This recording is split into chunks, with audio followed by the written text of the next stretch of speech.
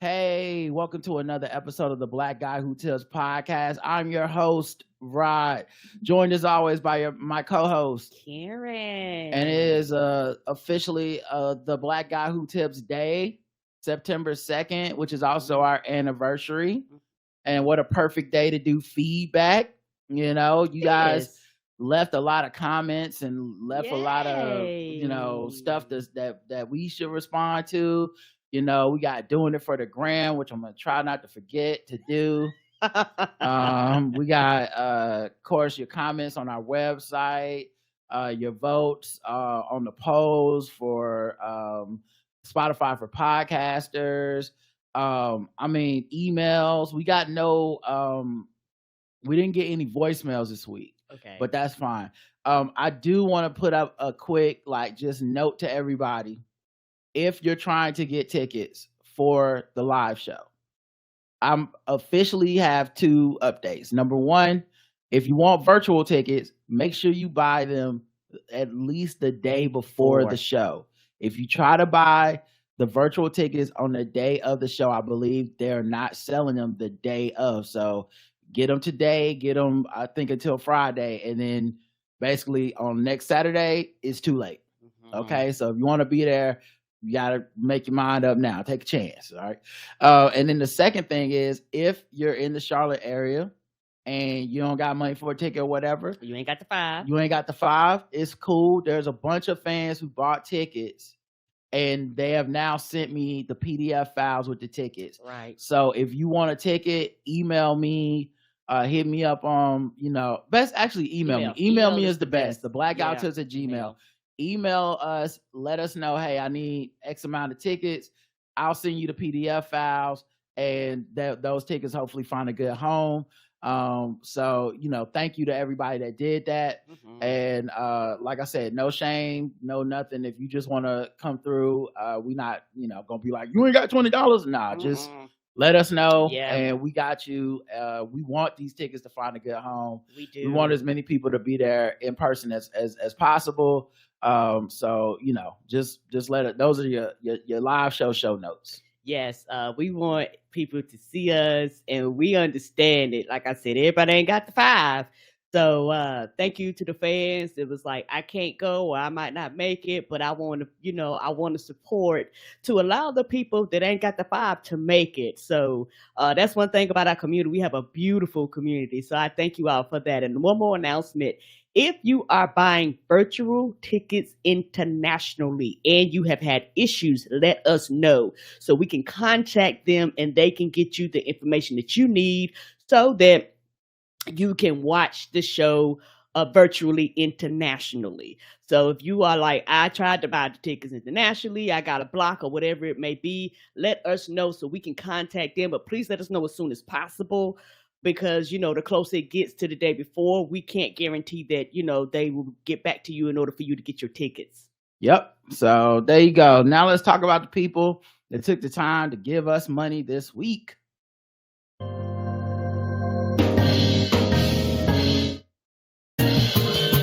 May I have your attention? You are now listening to Charlotte's own Rod and Karen. We welcome the good folks who tie to the Black Guy Tips. That's right. New celebration, new denominations. Adam S., thank you for the recurring donation.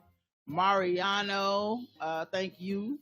Tyrone M., Dorothea S., Jason F., Michael Irvin, the Playmaker, Jasmine A., Waste Bees Basura, Mary H., Deborah O., Michael F., Allison H., Jonathan H., Brian B., Jeff M., Corey B., Marvin B., yes, Marvin B., Michael W., Nicole F., J. Full, Miko H., and Early Daisy Photography. Thank you, everybody, for putting a little something on our books. We appreciate y'all.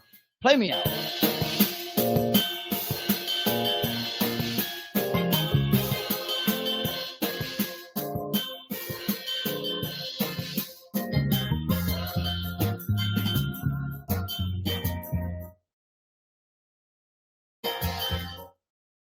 I love that part. We got 2 reviews. One of them's not 5 stars. Now you know the rules. 5 stars to keep them nice. We read them on the show. It's a simple thing. Okay.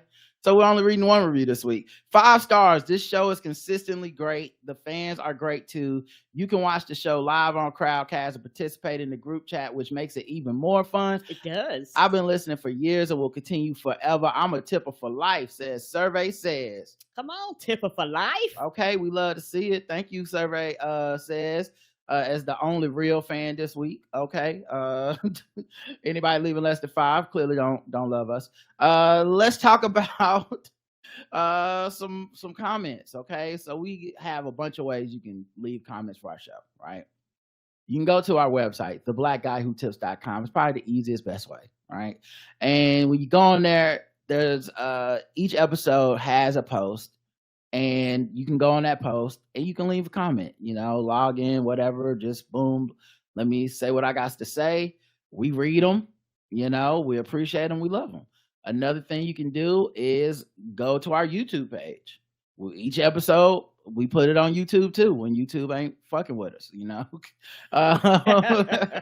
and you can leave comments on the YouTube as well. Like it's so many ways to get involved with the show.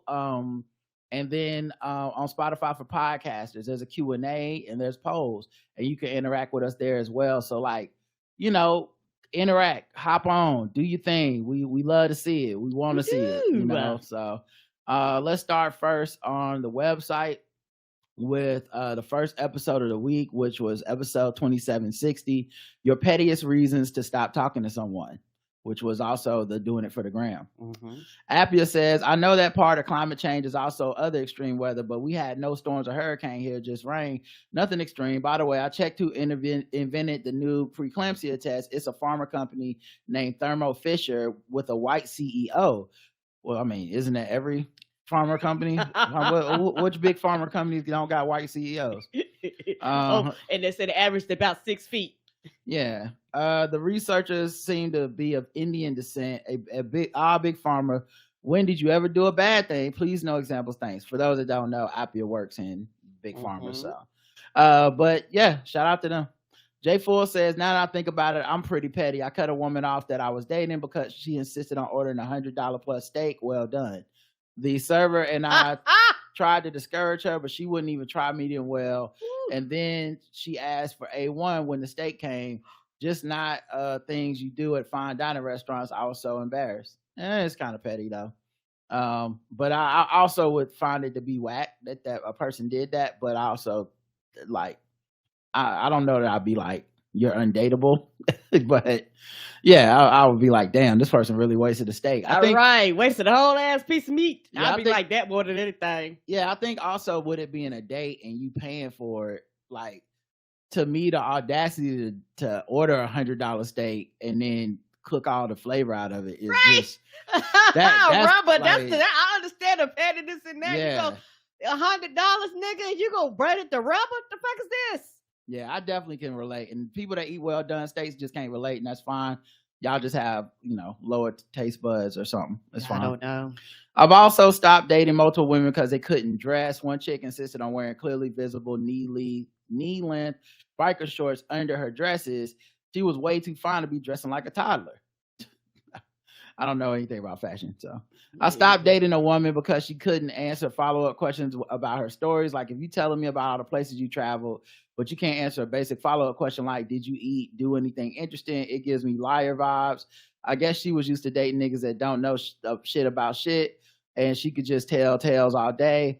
Also, the way she was butchering the city names and stuff definitely was suspicious. Well, she might have been lying. That's true. She could have also been a little insecure about stuff.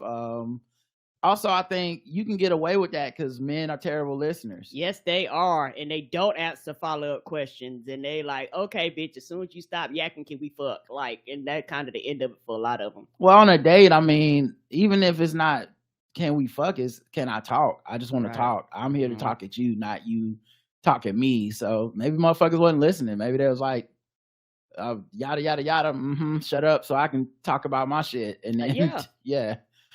Stop talking to a chick because her mattress is on the floor.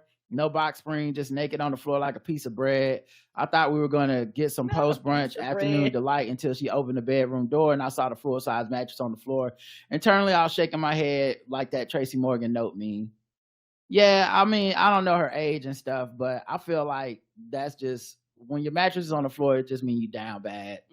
You know, I'm surprised she let you in the house to see that. But then I guess if you've been living like that for a while, it's the shock value is gone for you. But I'm not gonna lie, there was a period in our marriage where we had the mattress on the floor because our bed frame had broke, and we didn't have money to get a new bed frame. Sure did not. You know, we were already together then, so it wasn't like we had to like introduce somebody to the bed, right? Like, but I mean, it just means you down bad. You going through some shit. It's like when a young people do that. It's like when a black man grows out an unkempt beard. I remember when I got laid off and my beard, I just let it grow because I was like, fuck, I'm worried about 20 million other things that's not my beard right now. Right. The beard was the last on the agenda.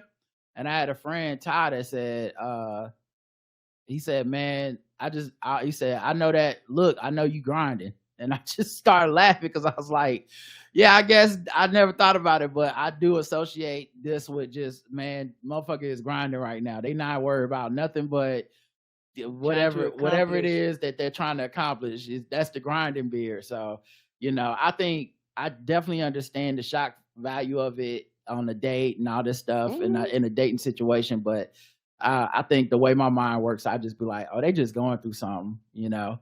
But I definitely think it is funny, even though it's classist and shit. I definitely think it's funny because motherfuckers make jokes about that shit on social media all the time. Yes, they do. About, you know, people posting shit with their bed on the floor and shit. People right. Like, what some of these same people posting from their bed on the floor. Yeah. Well, maybe. I don't know. I think it's more of a relatable thing for me. Not a. Correct. It's not a. What do you call it? It's more of a relatable thing than a like. Ha ha ha, look how fucked up your life is. I'm more like, man, I've been there. Ain't that the truth? My favorite might be cutting a woman off because she lied about buying her IG followers. She had over 20K followers and would only get 5 to 10K 10 likes. And she had gotten weight loss surgery, but she was on IG pretending like she lost the weight via diet and exercise. On our final date, she was bragging about all the money she makes being a scab during strikes in her industry. Maybe like 3 or 4 years later, I was telling some friends about the situation and showed them her pictures. She had told me she was born in 88, but everyone who saw her pics, even those with zero context, said she was at least in her 50s. We started investigating her online, and there were so many conflicts of things she told me. A lot of her stories just never quite added up. She gave me bad vibes, and I'm glad I trusted my intuition. Coincidentally, today is her birthday. She has the fake year she was born on her IG bio. That's definitely weird. Yeah. I guess dating is different to me, but yeah, I guess, yeah. I mean, those are all red flags to me that I wouldn't want to deal with somebody that we started out on that level, because I feel like for me, I'd blame myself if something went worse in the future, and I'd be like, fuck, I knew she was telling weird lies to start. They might seem like small lies, but I will feel stupid when she got my social security number and my credit card, you know? And then also the internet will make you feel bad if something ever happens with one of these people that turns out to be kind of scammy or weird. They're going to be like, well, you couldn't tell when she lied about her age. And you're like, fuck, I was trying to be a nice person. Right. This has a lot to do with why, and I could understand why people do this. Women have a tendency to do this more than men. But, you know, it's a lot of women that date and you see nothing. You don't see the face. You don't even know they're fucking dating. You might get a shoulder blade or an elbow or feet pics, but you're not seeing who this person is, because they was like, if this shit don't work out, I don't want to deal with y'all niggas clowning me. It's sad, but that's how a lot of people are in their relationships. A lot of people over the years, because the internet be the internet, and a lot of people realize, hey, y'all don't need to know all this. This ain't none of your fucking business. You know when it's quote unquote official or we engaged and we ain't married. That's when I'll let y'all niggas know. And that's just the pressure of a relationship working out or not. Correct. I'm saying this, I'm talking about if the person scams you, if the person turns out to be a whole ass liar, there's another level of embarrassment just beyond it. Because I don't think it should be embarrassing that people's relationships don't work out. Right. Although that's fucked up that people try to make you feel bad about that. Right. Even though they've been in relationships that don't work out all the time. Everybody has. But if like somebody, if like it's a thing where people find out you got fooled by somebody, man, they really don't have empathy unless it's like your close friends or somebody. Right. And this why, not to get off topic, but this is Well, what, let's get off topic. yes, this is one reason why I advocate really, really hard about people that get scammed when they get scammed on the phones and they get scammed, you know, and shit like that. And people are like, them bitches should have known. You should have known. I was like, yeah, everybody says that until they're on the other end. And obviously the shit is working. And there are enough people that are falling for it because enough people have said they have been caught in the matrix. So instead of quote unquote blaming the victims, you know, it's like, hey, we need to stop the people from even attempting to do this to con these people in the first place. For men, I usually cut them off for being homophobic or trying to make me an accomplice in their infidelity. Not that petty, I don't think. Yeah, I mean, I agree, but there's obviously a lot of men that would call that petty, which, you know, I think is wild because, you know, I'm not here to like damn people for their relationships because I really don't know what the fuck be going on in people's houses. Right. You know, it's easy for us on the outside to like judge, but I do not participate in your alibi or whatever the fuck for you cheating. I don't want to be involved in it. Don't use me as like some sort of like, hey, we're gonna meet up and then some strange woman shows up and now I gotta be part of this shit. I don't like that. I don't do that.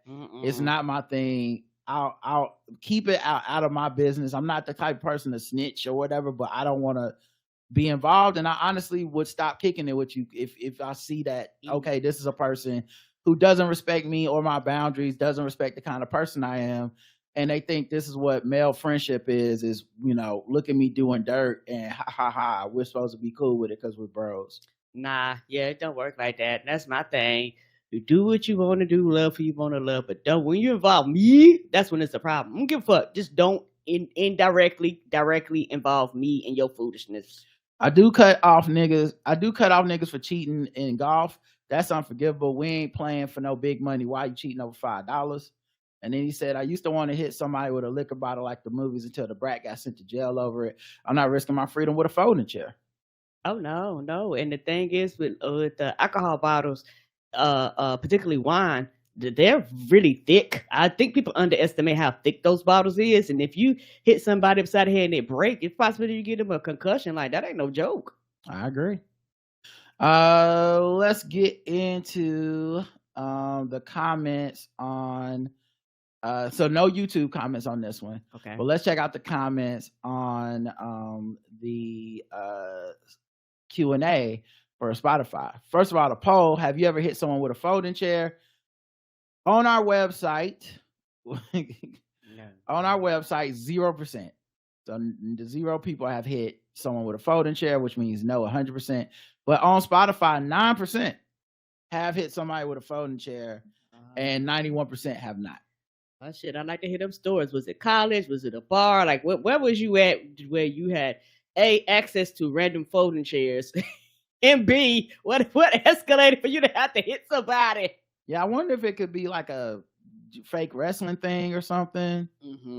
Let's see. Raphael says, I once was an ASP wrestler. All kids were. If the folding chairs had been in the size I could carry back then, I would have smacked the kid. Kid got beat before my turn one day and I quit forever. Time for a comeback. Carrie says, who we riding on, fool? You know I keeps mine on me. That's because I'm sorry. The Q&A was release the folding chair. Sorry. Typhloja says the whole world finna be like the Don't Be a Menace movie. Do we have a problem? James Clay says, and sign up for the NFCA membership, National Folding Chair Association. Are you for real? Says, my family has them old school heavy duty metal folding chairs that have been passed down through generations. Instant knockout. Child, them old school folding chairs people used to have in a gymnasium at church revivals and shit. I don't know what them things made out of, but you right. They're like a one of them black cast iron pans your parents give you. Them bitches you gonna be dead and gone, and them chairs gonna still be folding.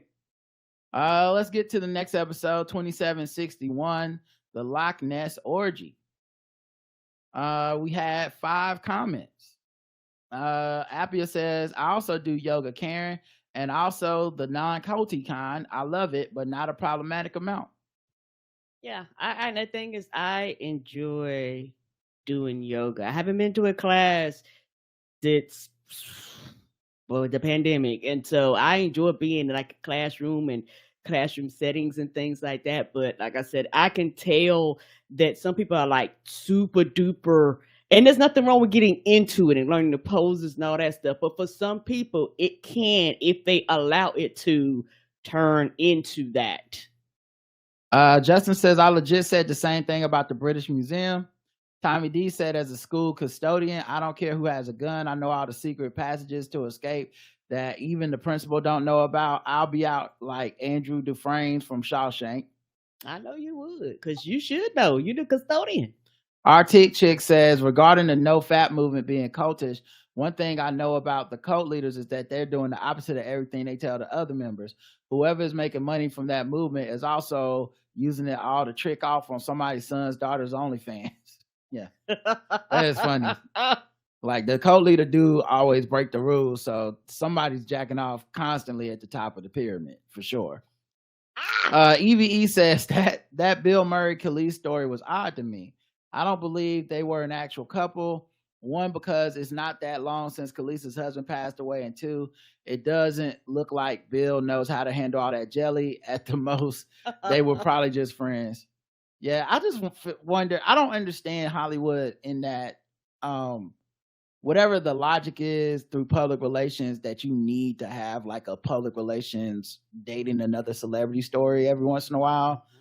And I'm sure that there's a science and a math behind it, and people love it and people talk about it. We're talking about it right now, but I don't know what the value of us talking about it is. Like, are we gonna go buy Khalees's next album? Are we gonna watch Bill Murray's next movie?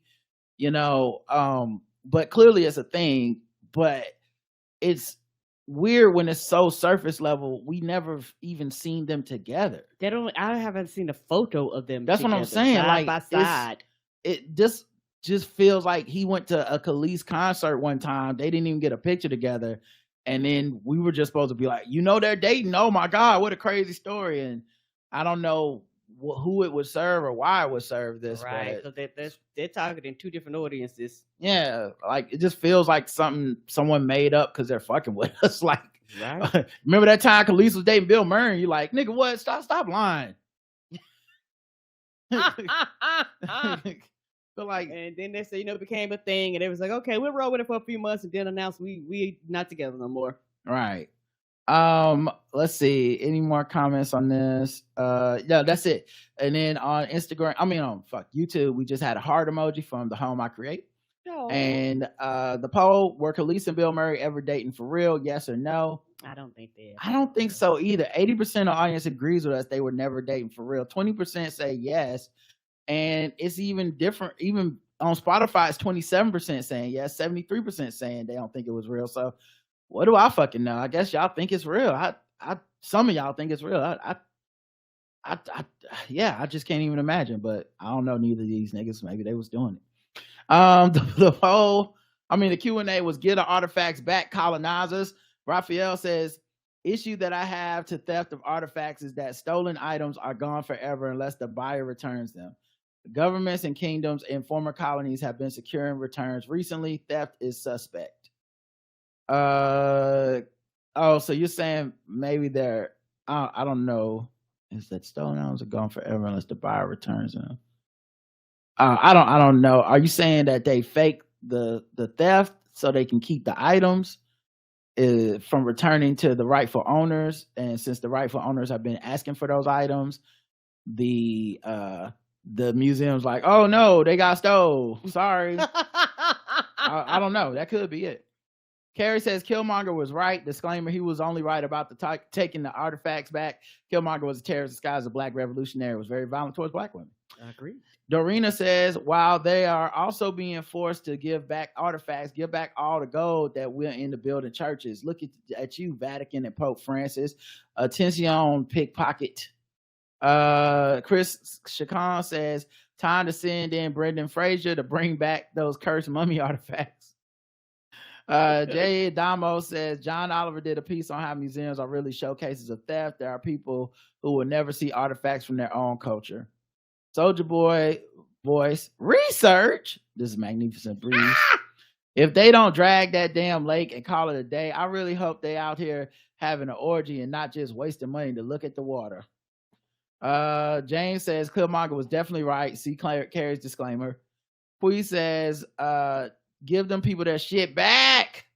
Broken Breezy says sending emails isn't free either to inmates. I remember having to buy stamps to email on both sides. 50 cents a stamp, inhumane. I didn't know that either. Even wow. emails? God damn. That is fucking insane. So basically they want to get people in there and have because they know if they communicate with people, odds of them coming back, which is their profit, is low. So or decreases, so they literally want to have you in there and have you and make it hard where nobody can contact you, where you feel hopelessness, where you don't care, you lose connections, you don't know what's happening in your family loses connections with you. So that when you get out, you have a lower probability of having a support system, or if you do, it's going to be a lot smaller. And a lot of times, and I didn't even know this, in some, I think it's like 12 or 13 states, let's say you get locked up, and let's say somebody helps you get out and they found out that you was wrongfully convicted. In 12 states, by law, the state does not have to pay you for the time that you have been in jail. They say, fuck it. I was like, word. But yeah, we have 12 or 13 states, if I remember what the podcast was saying. They were saying like, they was like, sorry to this man, and they'll let you out. But you don't get no compensation for the years that you have lost. Back to the Q&A. Khalees is her own wavelength, and I don't enjoy the thought, but she might have to be on top of that man, says B-Tay. Sydney says, no, for real, get them back. What are we doing here? Ignacio says, when Ma got hit with the spear, the first thing I thought was Okoye, and damn it if Rod didn't go straight to Wakanda. The only thing missing was Ibombe. Damn, I love y'all. Thank you, Ignacio. Appreciate you. Let's see. We'll go to the next one, but first I'm gonna play music so I know where to put a commercial later on. Okay. Because listen, it's all about the capitalism. All right. This isn't a free to produce. This is a free to consume. Nothing's free. Okay. They still charging us rent. Okay. We got taxes on the office space. It's a lot going on in here. So we got to charge. Okay. All right. Play the music. What's going on?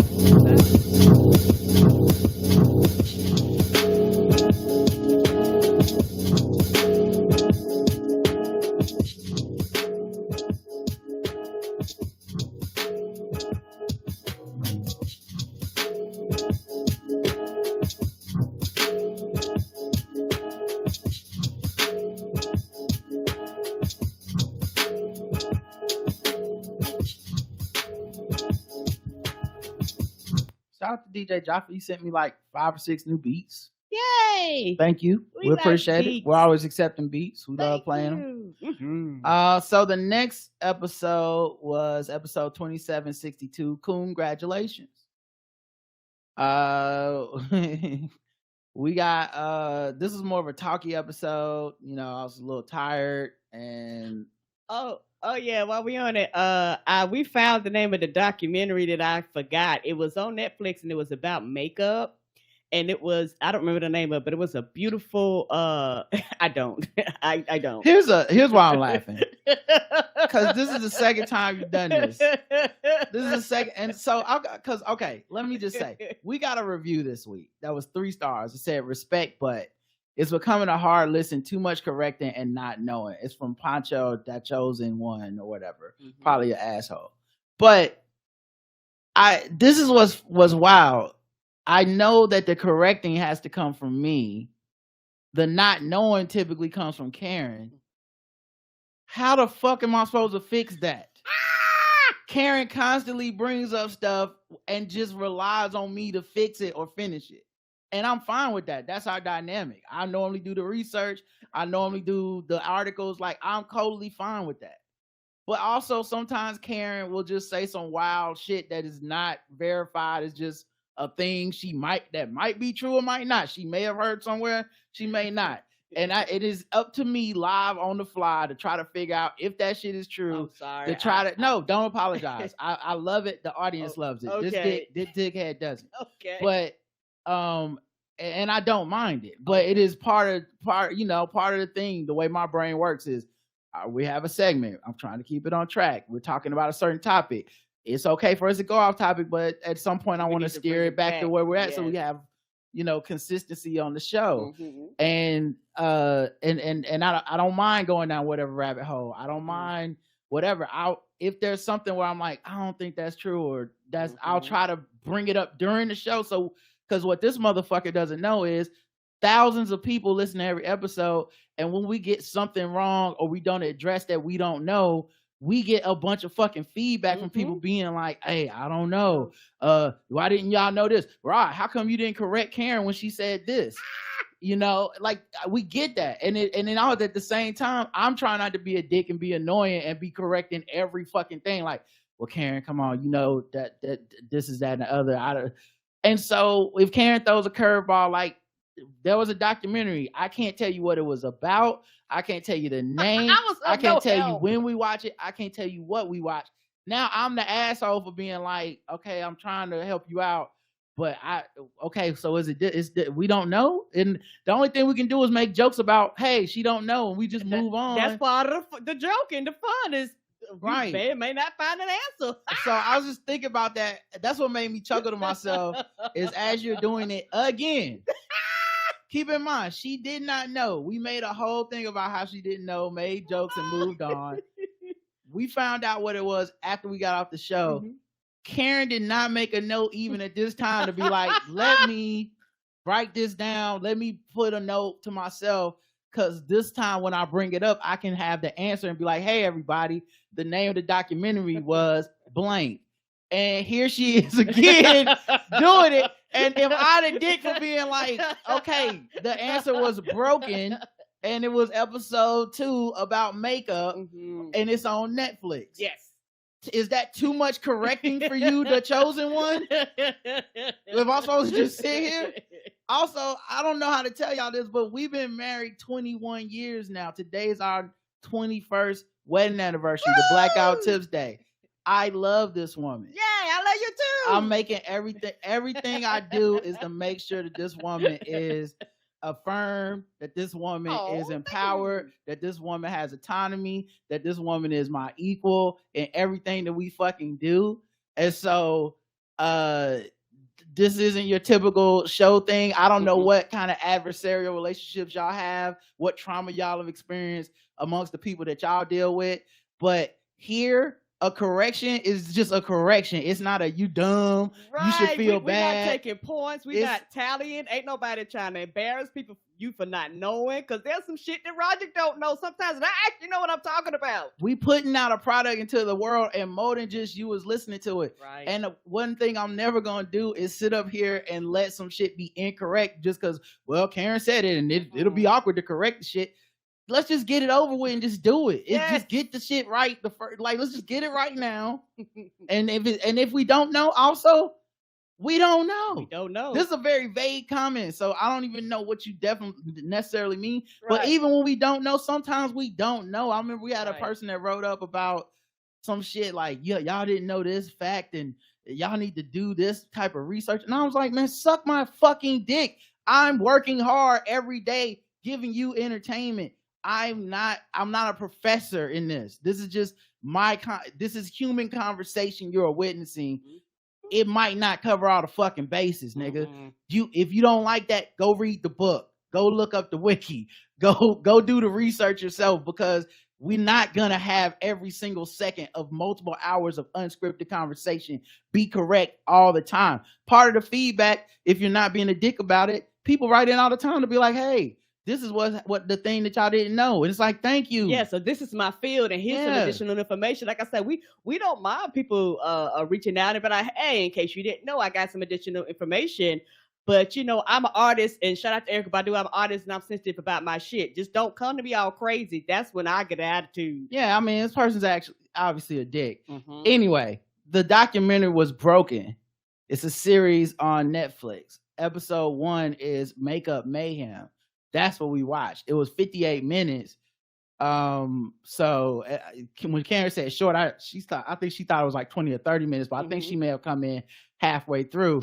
Mystery fucking solved, problem corrected, suck my dick, and happy anniversary to you, Karen. Hey, let's happy anniversary to you too. And it was actually a really, really good, y'all. So for people that wear makeup, it is really eye-opening.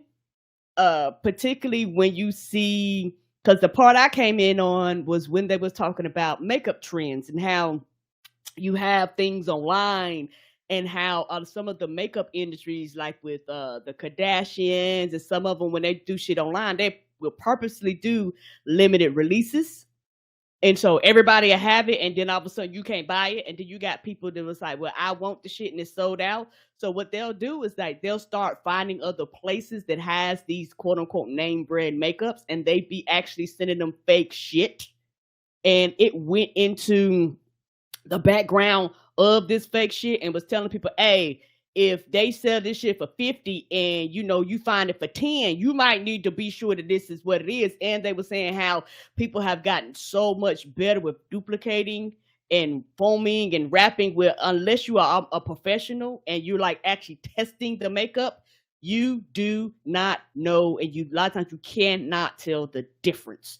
But what had happened was that they interviewed some dermatologists, and some dermatologists was saying they had an uptick in people coming in with all types, with their skin just being fucked up, and them having pink eye and all types of shit. Their skin was just trash and asking, what are you using on your face? And so they started bringing this shit in. They started testing it.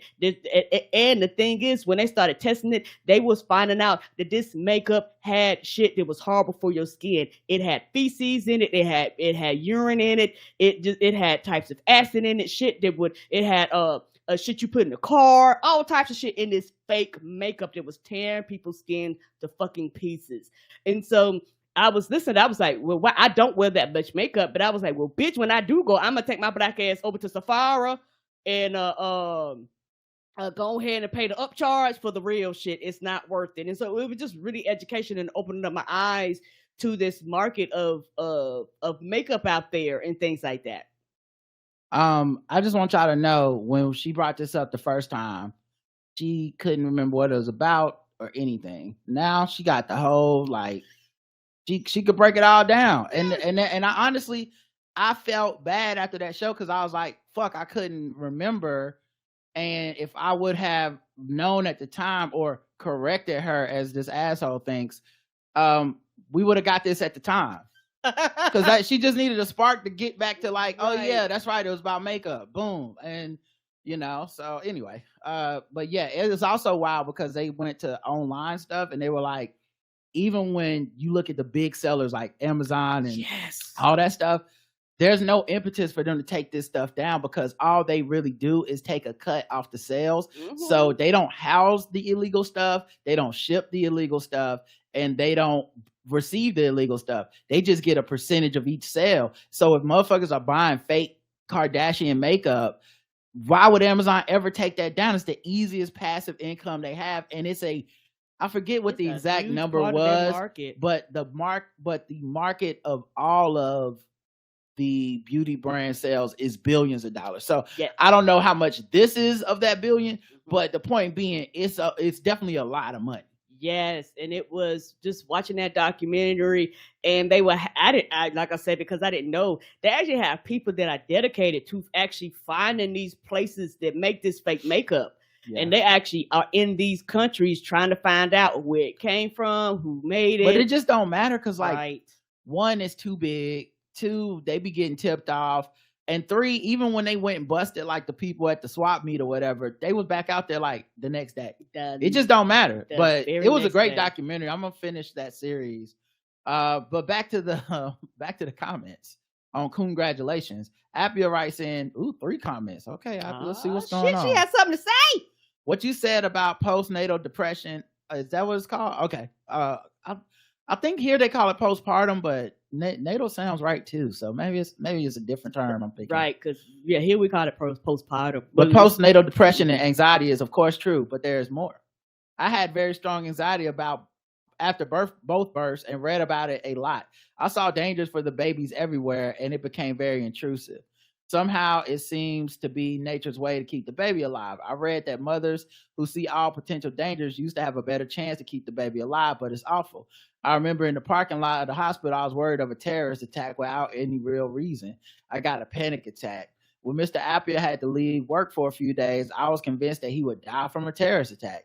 What didn't help was that there was some kind of warning for the city of Munchen at the time. I probably said that name wrong. Munchen maybe. And at that time, and he was there. That time was very exhausting, and I remember being afraid all day for the first 3 to 4 months. Of course, I was also afraid for the kid would just stop breathing in the night. But the night was still the best time. At about 10 p.m., I was glad the day was over with everyone alive. Yes, I got therapy and medication and online forum, and books helped a lot. Yeah, I've never been a parent, but being a parent sounds very scary, particularly first-time parents, because there's so much that can go wrong. Particularly talking about infant death syndrome, because, that's why a lot of parents constantly check on their children, sticking their finger underneath their nose, be sure they're still breathing, be sure they're still there.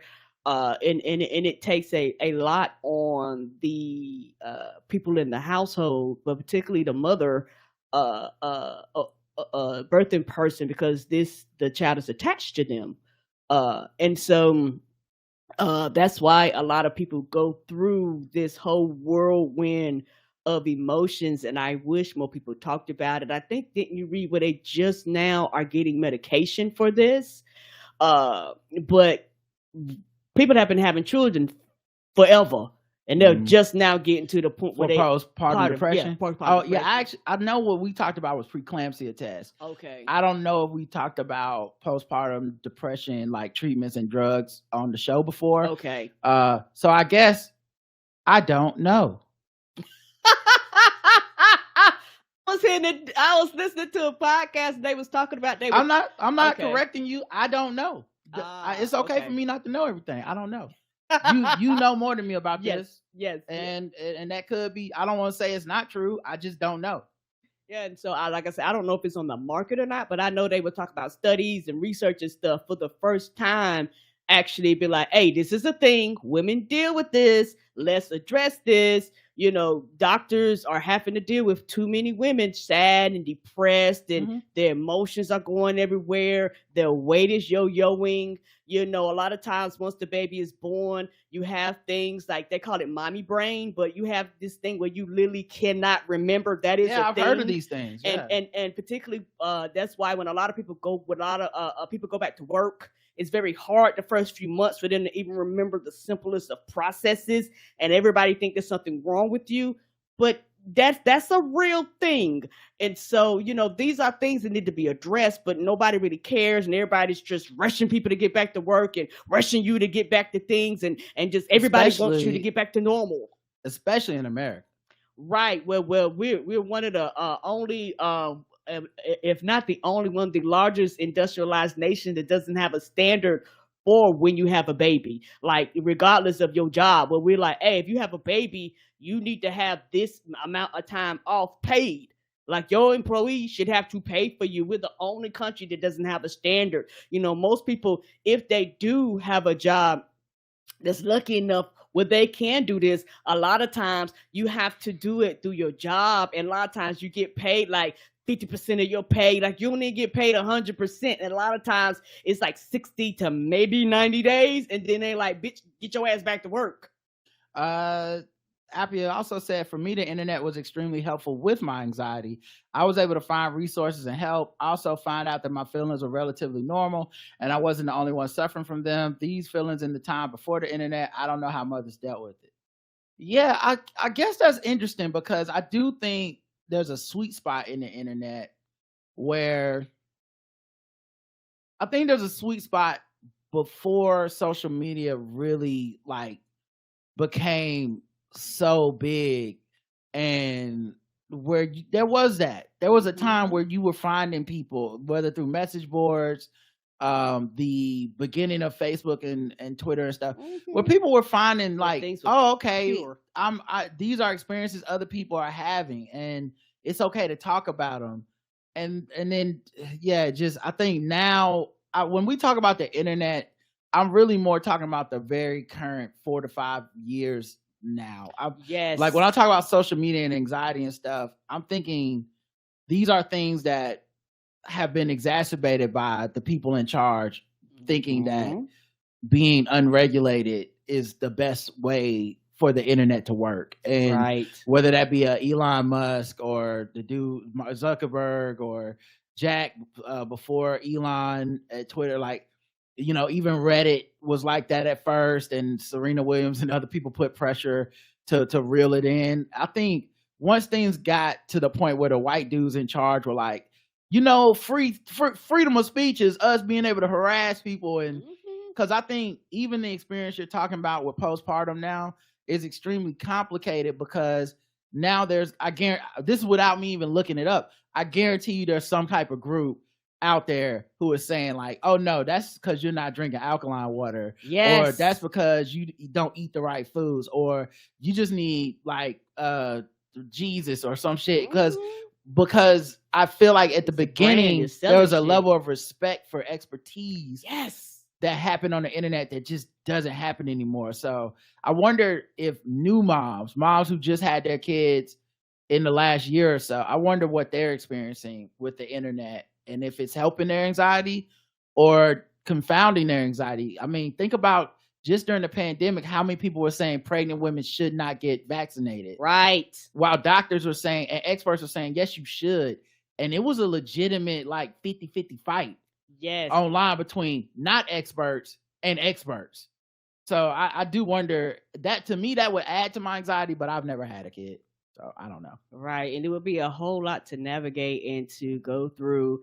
And I could see moms going, I'm not dealing with social media. I'll just talk to my doctor. I don't give a fuck about what y'all saying Yeah. online, because it could be overwhelming. It could be too much. You could be hearing conflicting information, shit that's not based in science. I don't think and it's a facts. coincidence that vaccination rates have gone down in people's kids as the internet has gotten bigger, because there's so much misinformation and people are Correct. able to be experts without being experts, because no one's vetting expertise. Mm-mm. If anything, we're going the opposite direction of vetting expertise, right? You can buy a blue check now. It's I don't know.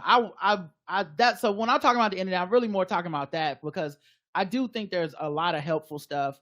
Man, our podcast wouldn't be possible without the internet and social Agreed. media. Some of my best friends I know in life I've met because of social media and Yes, internet. because of the internet. But a lot of that is also just people that I met in that sweet spot of the internet. Yep, Where it was like, it was like, oh, you can actually like make you are a friend. real person, Yeah. and you not trying to sell a brand or make a Yeah. funk, or I mean not make a funk, but sell a brand, that or you're not fake, you're not pretending, you're not it's not a you online and a you in real life, which for some people are two separate things. I've seen it before. And so it's just one of these things where, yes, some people that I have really, really close relationships with, I literally met them online, and I'm thankful for that time. And I feel kind of bad for people that kind of came on the internet after that time, because they've always known this internet as the chaos that it is now versus the before times. It used to, I think at the time, there was a time when it wasn't as hard to decipher what was people trying to be supportive and what was people being like, I don't know, like what it is now, kind of a chaos. Mhm. She also said, Tommy D says, for the couple that fell off the wall, I think the guy landed on the lady. She cushioned his fall, basically crushing her, and that's why he only got a broken leg. Woo. Okay, Humpty Dumpty, motherfucking wall fall detective and shit. This nigga wall fall CSI, Tommy D. Don't let me find out. Wall CSI. Okay, I didn't know you was getting down like that. Okay, we thank you for your service. Right. He was like, he showed up to the crime scene and seen the bodies and was like, it looks like this couple must have fell off.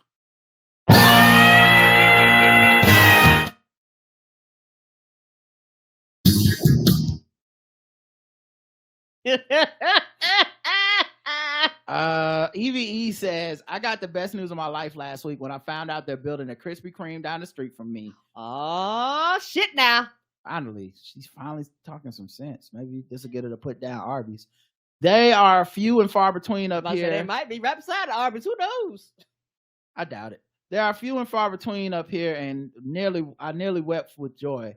I'm originally from NC, so Krispy Kreme holds a special place in my heart. When the hot now light is on, I will make a U-turn on a busy intersection just to get a donut. We have before. Call me a cocoon, but if Krispy Kreme put out a statement that said all lives matter, I'm not giving them up. I love Krispy Kreme as much as I love Arby's. You had me to the last sentence. Child, I'm going to say all lives matter. I'm going to say all donuts matter. And I'm going to crunch that lemon field and keep it trucking. Yep. We got comments on YouTube on this one. The home I create says heart emoji. Naomi says, I agree that the change to the NIAAA drinking guidelines will probably not have a large impact on how Americans drink in the short term nor on its own. I think it will have a ripple effect on the guidelines on alcohol use from other agencies, including the USDA and the CDC. Additionally, since alcohol causes cancer in humans, including female breast, colorectal, esophageal, larynx, liver, oral, and pharynx, agencies like the National Cancer Institute and organizations like the American Cancer Society may also look at how they message about alcohol use in relation to cancer prevention.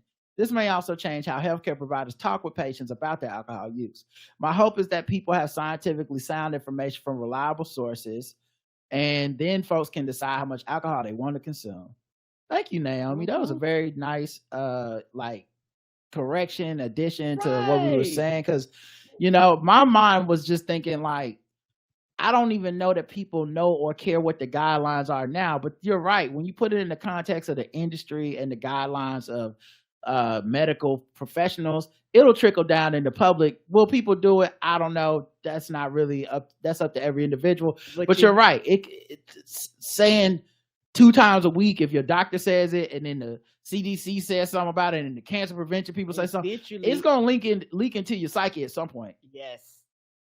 Well, you'll be like, okay, and it may take a while, but eventually that will, quote unquote, be the standard. And, like you say, it will make doctors look at it differently and ask more questions, before, when they might have said, okay, that's not a thing. That might be, oh, okay. And things might start raising flags now that might not have before. I'm gonna be weird. I'm gonna be real, even though I'm not a doctor, and I know this sounds like hindsight speaking, but anytime I did get like a doctor exam or checkup or whatever, I did find it weird when they would talk about how much do you drink, and I don't drink that much. I really not even once a week really, but it's always funny when they're like, how have you been drinking a lot? How often would you say you drink? And they would start with like this amount of a week, or do you drink this much a day? And I always be thinking in my mind like, no, nigga, that's a lot. And do you have a drink a day? I'm like, a drink a day? God damn, how the fuck am I supposed to have a drink a day? I can't keep up with that. That's why they ask, because I know, but I just always thought it sounded like a lot. And now to hear the guideline was like, you could have 2 drinks a day or whatever. It's like, well, oh, no wonder they were asking it, starting at 2 a day. I think if they start at 2 a week, there's going to be a lot more people being like, God damn, do I have a problem? Right. Let me question myself. Let me start drinking some more water. Last time we had a checkup, you were saying it was fine to drink 2 a day. I know. How did this know? How you just going to switch up on me? Well, yeah, I guess I got a drinking problem. Damn. I didn't even know. My mom says, oh no, Jason Whitlock jumped out of the boy's chest for these donuts. Now I have seen everything. Everybody got a line to cross. Fox News show up with some donuts. It might be over for blackout tips. I don't know. Might be over. If Krispy Kreme starts supporting the show, I might sound like these motherfuckers talking about Arby's. Child, yes. But it don't matter. Krispy Kreme give 99% of their donations to straight to Mitch McConnell. Okay, I don't care. It don't matter. My motto be hot now. Here I come. The poll was, do you drink more than 2 drinks a week? 27% of the audience say yes. 73% say no. I'm shocked that it's that low. I really thought it would be higher for drink.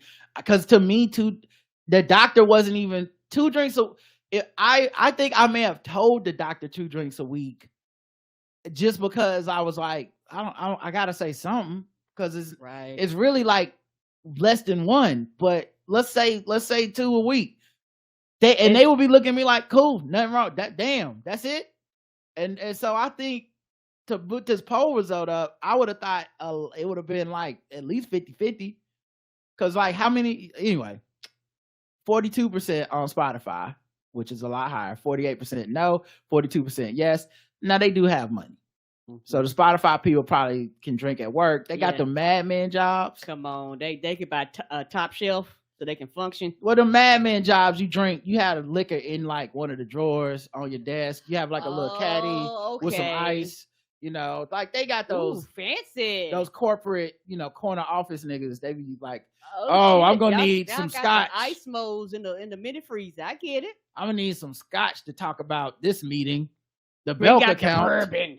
Oh no, not the Belk account. Our apologies to Rich Negro was a Q&A. Sorry, Rich Negro. Raphael says, congratulations, my nougas. Now let me have a box of donuts and my 2 drinks for the week. Jane says, is Rich Negro related to Rich Nougat? Hashtag the Rich Nougats north of Richmond. That's hilarious, Jane. I don't know. Kadian says, Karen's drunk teacher impression is taking me down. It was good. It was real good. I enjoyed it as well. That's how I imagine she was sounding. The last episode was 2763, Fantastic Frankie. Where we had Fantastic Frankie on the show for the first time ever. Yes, they were fun. Everybody seemed to love Fantastic Frankie. We got great comments. Ramsey D. Jenkins says 5 stars. I've not caught a live show in a minute. Thank you all for blurting out this episode. Yeah, I was a little worried that there were going to be some people that turned it off because they were like, what the fuck? Because we weren't, at some point, I just gave up on even explaining shit to people that don't know. It was just like bringing up anime and Avatar and all kinds of shit. And it was like, yeah, if you know, you know. And if not, you just know we're having fun. Wangangi says, Frankie appears to be the nicest New Yorker while engaging with people who are on some straight up fuck shit. Couldn't be me. I wish all the patience and perseverance. Well, yeah, what's funny is like, if you look at her videos when she does clap back at people, she reads them down. It's like, it's always funny to me. And I don't mean read them down in like the overly aggressive, like, I'm gonna fuck you up. I just mean she says very funny shit in a very succinct way that summarizes why she disagrees with them and kind of pokes a little fun at them.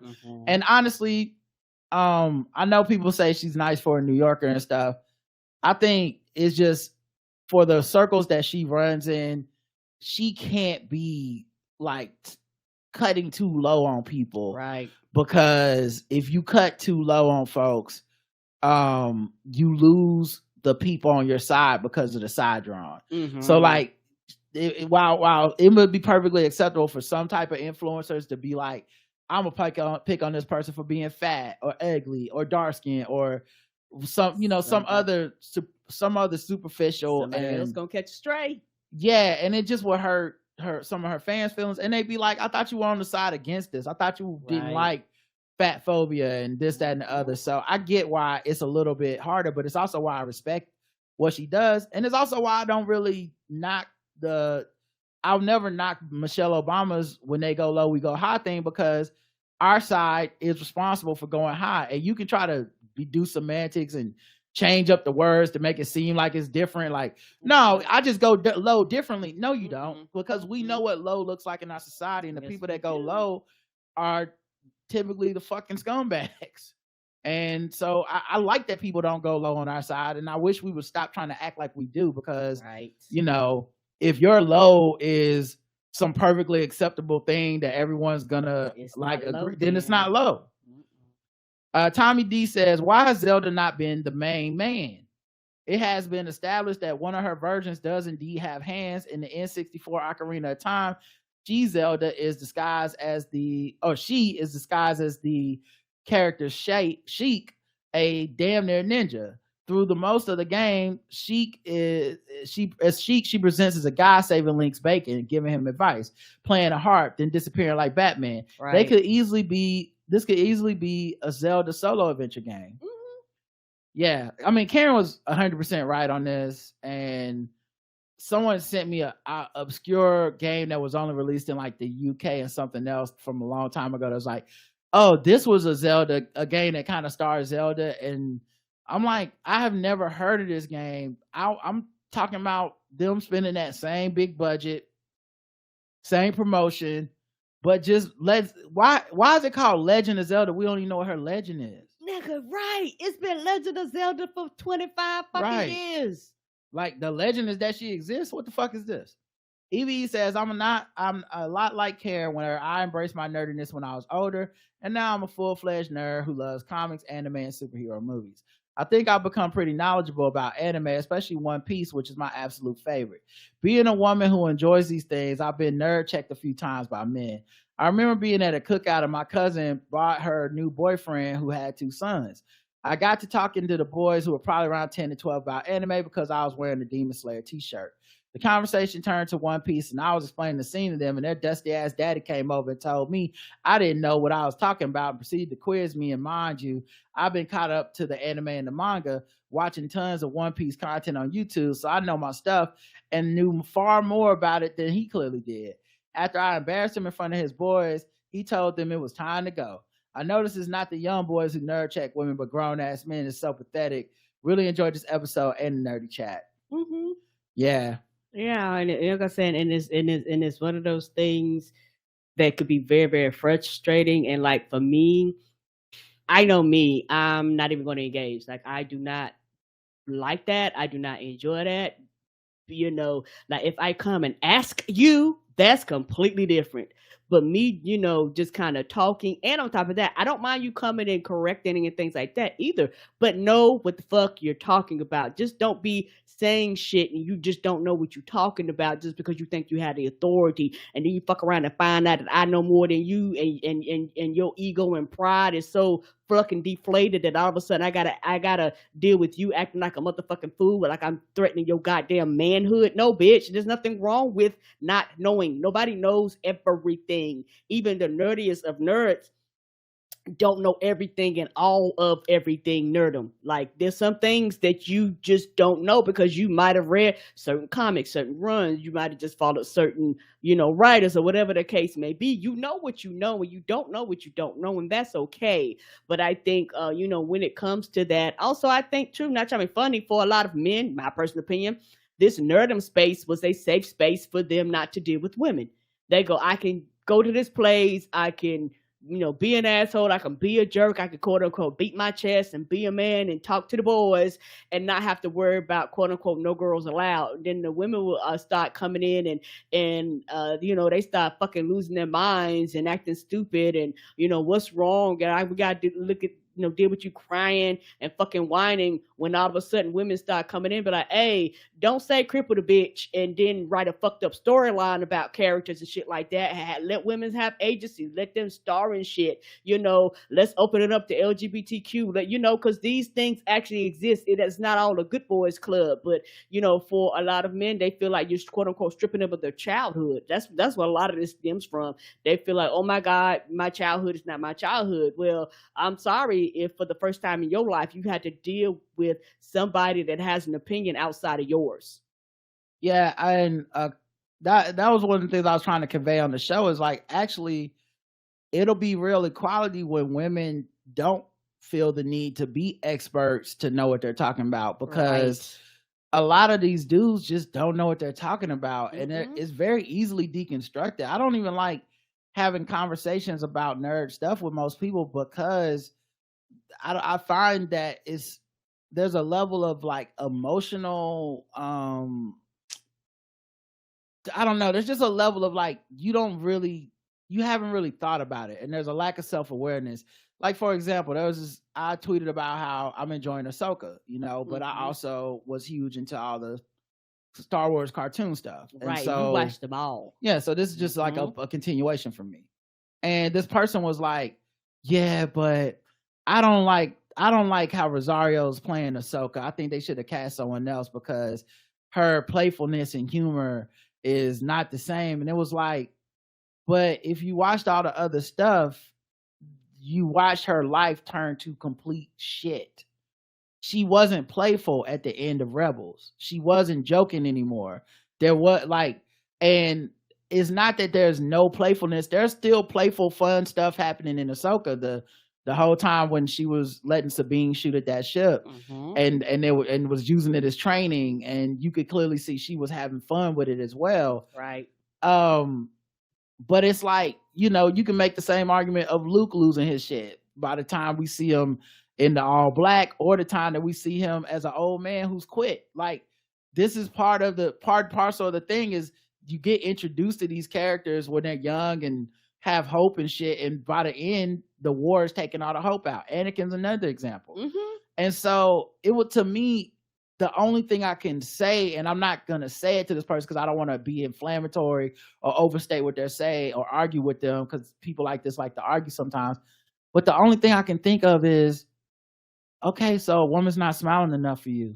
And so now you can't watch it anymore because you expected to see playfulness in a character that they've written the entire time. Not just this newest series. The entire time they've written the playfulness kind of out of this character. Shit ain't a game no more. And so it's that kind of thing where I don't want to call you misogynistic or whatever. Now, Frankie might do that because, you know, that's her lane, that's her content. She might just cut through the bullshit and be like, it's probably misogyny, blah, blah, blah. For me, because I've opted out of like nerd debates, I just eject, like, I don't even want to talk about this shit with you. Right. You're not fun. And a lot of times, like I said, to me, I'm not going to insult this person. But the only thing I was thinking was, oh, so you don't really know Star Wars.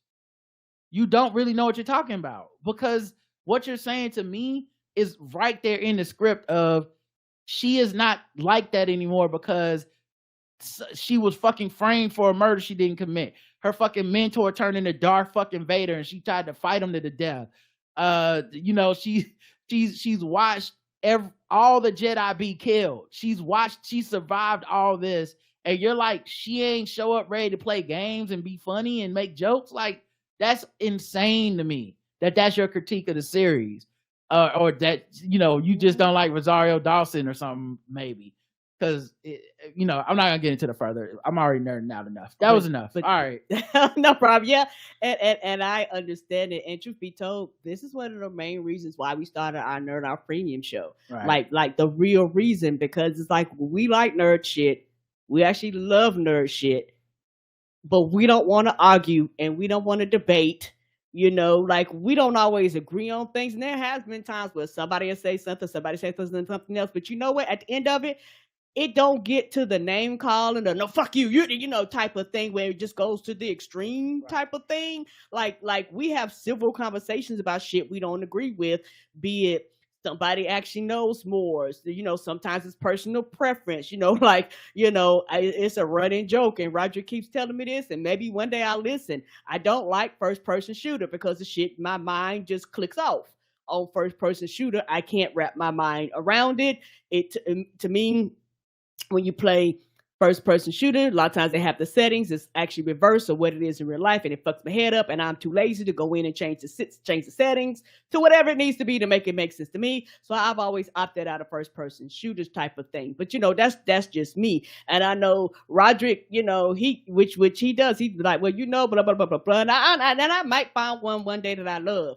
But, you know, I don't say that online, because you say that online, all of a sudden people who love these games act like it's a fucking personal attack against them, when it's just my personal preference on that genre of games. All right. So that was Evie. Mwangangi says, oh wait, yeah. And I'm sorry that happened to you, Evie. And yeah, dudes do that shit constantly. One of my favorite podcasts episodes, and when I really began to adore this person, man, I'm drawing a blank on the name of the podcast, but Janicia from Tea with Queen and Jay was a guest on this podcast with this like black nerd dude that represented all the ills of just toxic black nerd dudes. Like, y'all know what I'm talking about. Just whack as fuck. And she just like dressed him down and really broke, like, they, like, I that was how I became a fan of Tea with Queen and Jay was me listening to that, and I said, I don't know who this person is, but I want to hear more things that they have to say, because I think too often in those spaces women shrink, or there's like the men get all emotional and loud and shit on purpose, trying to condescending and then, you know, it either makes people doubt themselves or they just quiet down just for the piece of it. And I love that she interrogated him and confronted him, and I just was like, yeah, this is great. I really wish I knew, because it wasn't on Tea with Queen and Jay at the time, it was on another podcast. And she just killed it. She killed it. And I was like, that's the energy that I want people to have in that space, because I cannot emphasize enough, these men don't know anything more than you. Many times they know way less. Right. I can't tell you how many of my friends only know Star Wars from the movies and have these very authoritarian takes, because men have authoritarian takes. We've been empowered to have lots of confidence, but they just don't know what the fuck they're talking about. And the second I start talking about anything that's not from Star Wars in 1978, they eyes glaze over, because they're not ready for that. You know, anytime you start bringing up background shit, they don't like it. They just want their same movie over and over again, and it's just tiring to me. Wangangi says, happy anniversary, y'all. Thank you. Comments on YouTube. J Full says, I'd be curious what would happen if a bear got into some fentanyl. I tried to make ChatGPT write a movie about a bear getting addicted to fentanyl, but apparently that's against the rules. D Hat Troy says, this was fun. Thank you. Thank you. Unimi TV. Una, like Uno, but Unimedia TV. There you go. Says, I'm from NYC. This is as nice as I know how to put it. It's real, and I do not want to swing my clit. That sounds like it could be painful. Good show, guys. Thank you very, very much. And while we're still quote unquote talking about the nerdum stuff, you know, I like people talking about arguing and things like that and debating about nerdum stuff. And the biggest reason why I don't want to go down those rabbit holes, you know, because it's one of those things to where I will eventually get mad, particularly if you don't know what you're talking about and you're wasting my time and you're checking me just to swing your dick. All of a sudden, I'm going to get very mad. I'm going to get very upset, and I might get nasty with you. So before we go there, let's just disengage and disembark from this whole conversation, because I will get mad. Like, I've had that happen before, where I've been, you know, talking and saying things, but I know I'm a talker, y'all. Y'all know I'm a talker. Shit, y'all listen to me talk 5 days a week. But one thing about me being a talker, over the years, I have learned that your words are precious and don't waste them. So, you know, I've been in conversations and on podcasts where I've said things and been very thoughtful about them and been very articulate and picked my words carefully to express myself, so that what I have said and being said, anybody logical thinking would analyze it. And, you know, it's been times where I've had men yada, yada, yada past that and just, you know, glaze past it. And I had to stop them. And I was like, oh, so you disregarded everything I just said. Okay, I'm not talking to you anymore. Why are we here? Like it just made me just get really ugly. And they had to admit that they purposely ignored me. I made them admit that, because you are wasting my time. All right. Let's where were we? The polls. All right. Who you got? Marvel or DC? Okay. This is the reason I made this poll, because this is Frankie's big thing. She's a very deep pro DC person. And she's fighting a good fight over there. But I feel like she's losing a good fight, and she's picked. Let's just say, if it was a stock market, she's investing at the best time. Okay. It can only go up. Marvel, 96% of the audience, 4% DC. And on Spotify, 88% and 12. So vast majority of people say Marvel better than DC. I think it's funny because you can see people trying to find a way to needle the Marvel fan thing. And to me, they just sound so pressed. Because every time you try to convince me The Flash is a good movie, but Guardians of the Galaxy 3 or what, Thor: Love and Thunder, whatever, are terrible, I just can't help but be like, you're fucking insane. It's either both are terrible or one is terrible. There's no world where these DC movies are better. You just have a terrible taste and a lower bar. And that's, I think that's the thing people don't want to admit is I am grading any movie that's not Marvel just on a lower bar. Me too. Y'all thought Venom was good for real? No, you didn't. You thought Venom was better than you thought it would be.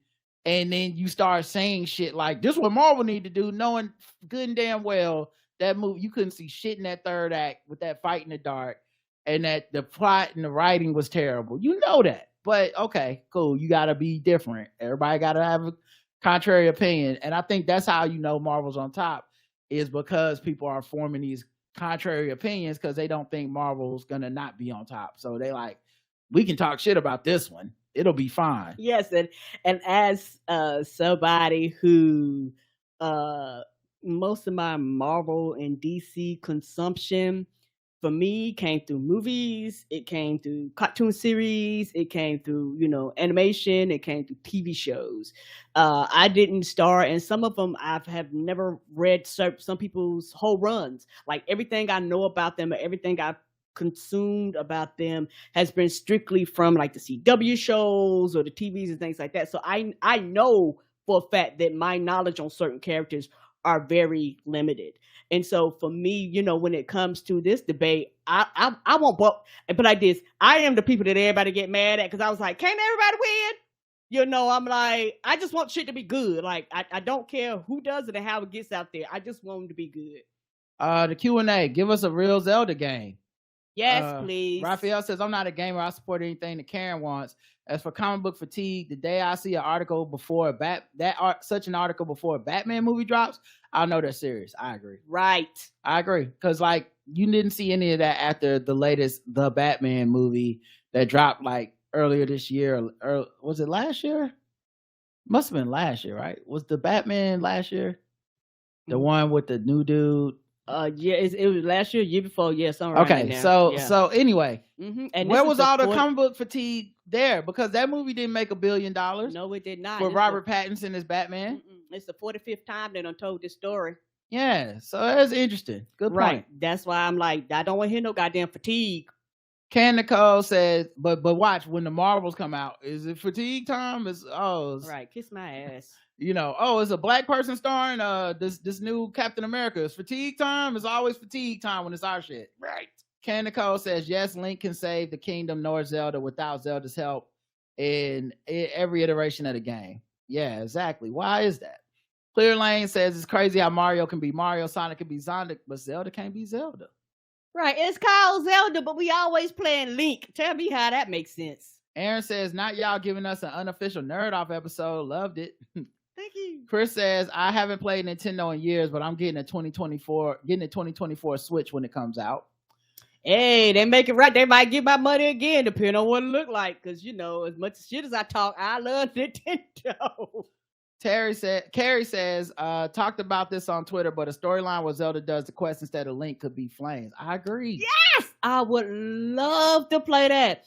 Like I said, I have so many ideas. Like I said, you go back and if you okay, we don't want to just be Zelda. Let us go back and forth. Let us be able to pick one character, play all the way through, pick Zelda, pick Link, play all the way through. You could just have so many different things. I'd rather say it's called The Legend of Zelda. We still don't know what the legend is after 45 years. To make it make sense. Right. What makes her legendary is the legend that she exists? Is the legend that Link always trying to get her? I don't know. Yeah, I don't understand. She don't get to do nothing but be the princess in the castle for the most part. So that's it. It just seemed like we should get more than that. So I would like to see that. That's it for that segment. Thank you everybody that wrote in and had something to say. We appreciate y'all. Let's get to, of course, our newest segment, Doing It for the Gram. For the gram, for the gram, for the gram, for the gram, for the gram, for the gram, for the gram. All right, let's talk about it. Doing it for the gram. The question this week was it was a picture. I just was going through my old pictures, and I saw I had a picture of Derek Jackson with his at the time wife, when she had the black beret on. Yes. And he was explaining his infidelity and all this shit. And of course, they ended up getting divorced, I believe, or estranged. Yes. And I said, when did you know it's time to move on from your ex? I just thought it was funny. And so let's see what y'all had to say. All right. Ariel says, when we moved in together and he claimed I was distracting him from his true calling, he still ain't working on said calling. But he getting around to it. You was messing up his vibe. That was a good choice. Good choice to leave. He was trying to get his chakras aligned, and you were all up in the house messing up the feng shui. I see. While I was deployed to the Middle East, my ex complained about there not being an Amazon delivery of toilet paper, and they were running out. I said, go outside to the store 2 minutes away and get some. I moved out shortly after coming back from deployment. Right. Go to the store. Right. Why can't he don't got Amazon account? What the hell? Think Pretty Smart says, when I realized he felt like he deserved me and I deserved him when he got around to it. Chad, I don't want to be no afterthought. Come on. Falcons Diva said, when I stopped caring about wanting to work on a relationship. That's definitely a sign. Probably the only biggest sign, right? Right. You was like, you know what? I'm out. Joseph said, when she said she would meet up with me later in the week to discuss our relationship, that day came, she sent me a text saying her grandfather, who was in the hospital, had passed away earlier that day. Share my condolences, of course. Later that night, my friend invited me to soak her feet. Lo and behold, while at coat check, I see her friend, and a man. She was holding his hand. Safe to say, it was time to move on. Ooh, yeah. Yes, it's time to move on. And they did not think they were gonna see you there. Not you saw her walking in the rain. Come on, holding hands, and you'll never be the same. Walking. You should have went to the coat check and got her coat and been like, "Don't touch that coat." Come on, you was already there. Holding hands. Silver Beach sand. When he loved the church more than me. Wow. Some people would say that's a good man, but I think anytime you love something more than me, it's time. You can have it. Unless it's like our kids or some shit. I don't know. It's like our kids. You're not supposed to be loving stuff more than me. That's not the deal. That wasn't the deal. That wasn't part of the package. That's not what I signed. There's never been a wedding vow with that part of them. I love you almost as much as the church, and I promise to cherish you, except unless the church, but then until church, death or church, do us part.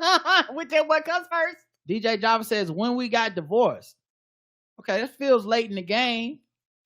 But I mean, I guess it definitely is a landmark moment to be like, it's time to move on, but feels like it's a lot of steps before the divorce. Before probably time to move on. Harriet Gunn says, the fucking picture, because Derek Jackson, I'm dying. The skinny trying to fit a square peg in a round hole.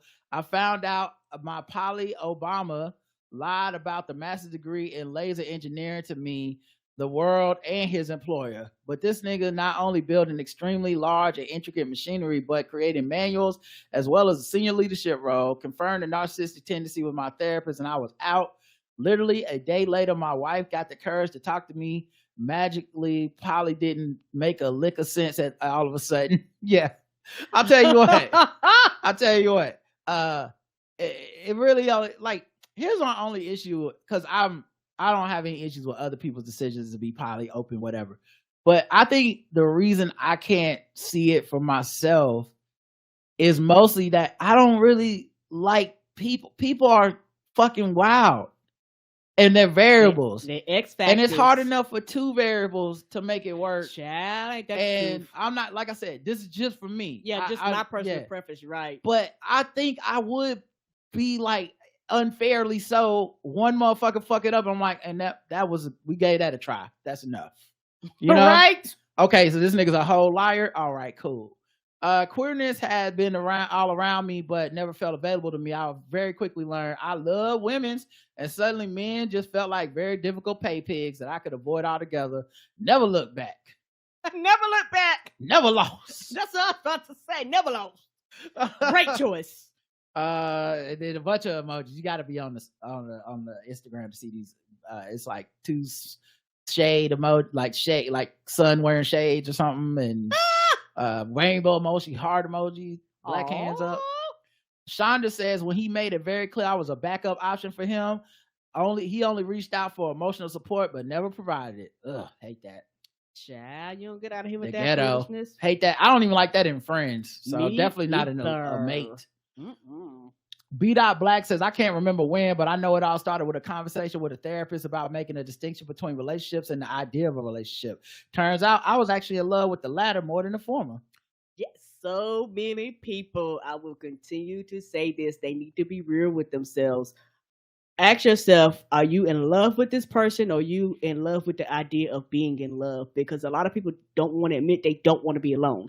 They don't want to be by themselves. So they will jump from relationship to some people from relationship to relationship versus being real with yourself and asking yourself, why am I really here?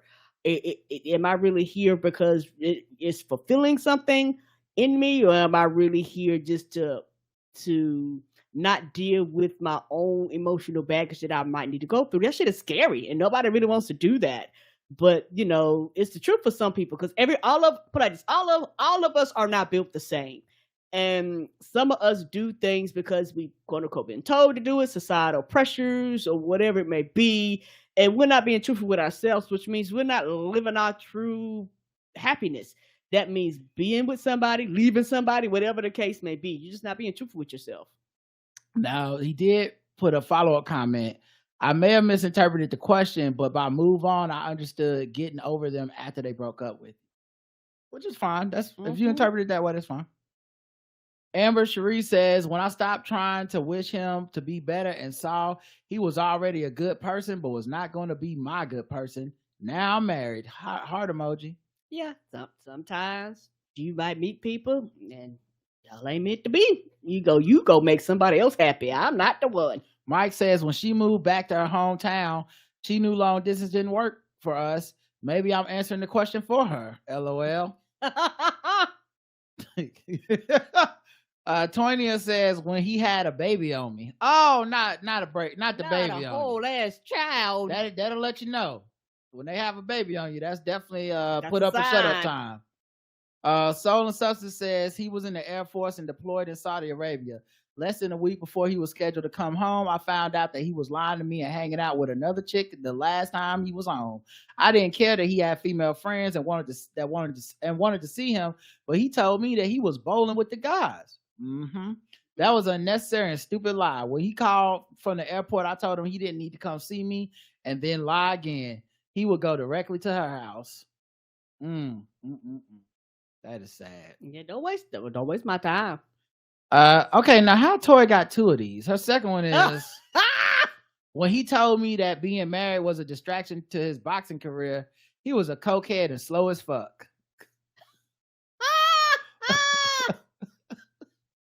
A distraction from the boxing? Lay says it's taking me a lot of strength not to be petty and tag them here. Come on, don't do that. No. But I caught them cheating. I really do believe they were remorseful, and I honestly understood it since it was a long distance relationship. It just made me zoom out to look at our overall compatibility. We were just no longer a good match. The love is still there, and we're still friends with no chance of anything else. Yeah, tagging them would have been petty after you wrote all that stuff at the end that seemed kind of empathetic. Like, just want to remind you fucked this up. Then she replied, okay, I'm back with another. This guy started to give obsessed vibes. Oh shit. He was getting to the point where he was trying to be around me every waking moment. I eventually just left town to get away from him. Damn. When I returned years later, he somehow got wind and started calling a relative's house looking for me. Calling and showing up to my job. Thankfully, we had security and off-duty officer there at all times. He even tried to make a scene there with his new woman right there. So not long after I got the hell out of town again, I was afraid to come back because of him. But my mom needed help. She passed a few months ago. Oh, I'm sorry to hear that. Sorry to hear that, baby. So I was holding my breath until I got word that he passed some years ago. I have no idea, but I hope he's at peace. Oh, so wait, he died too? That's probably why they may have felt safe, because they was like, okay, they're no longer alive, because this sounds like somebody was actually keeping tabs or something like that. Like, sounds that like don't a make no stalker. sense. If I come visit my family and all of a sudden you showing up and coming back, something's wrong. How did you even know I was here? Elise says, when I realized his BO, body odor, was his norm, not the exception. Oh no. The natural deodorant wasn't working. Oh no. I guess if you know you can't tell the person that they stink, then you know that that relationship isn't that serious. No, it is not. Did you look at them and say, put that alkaline back in that deodorant?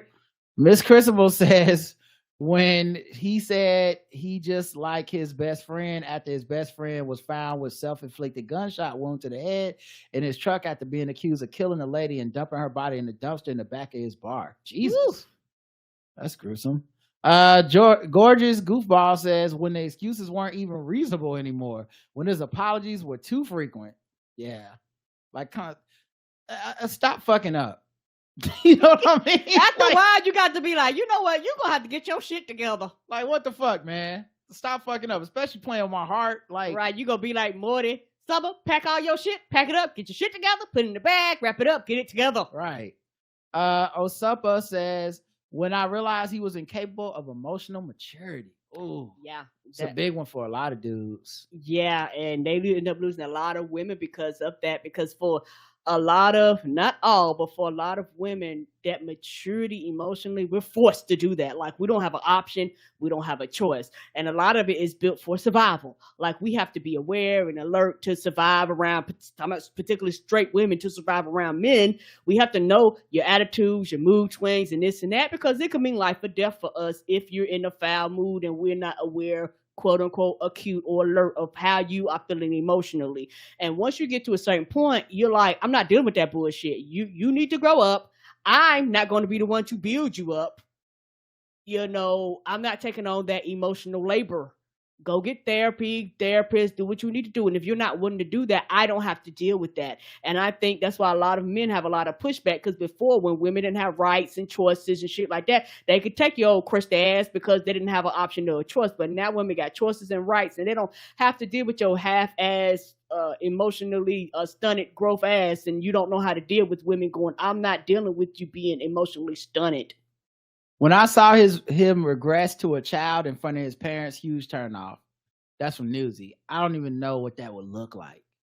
How do you regress to a child in front of you? It's like, you just had to start looking like I don't even child. know it. I just don't know what it looks like. Like, I need to know details. It's like his mama like kissing his cheeks and stuff.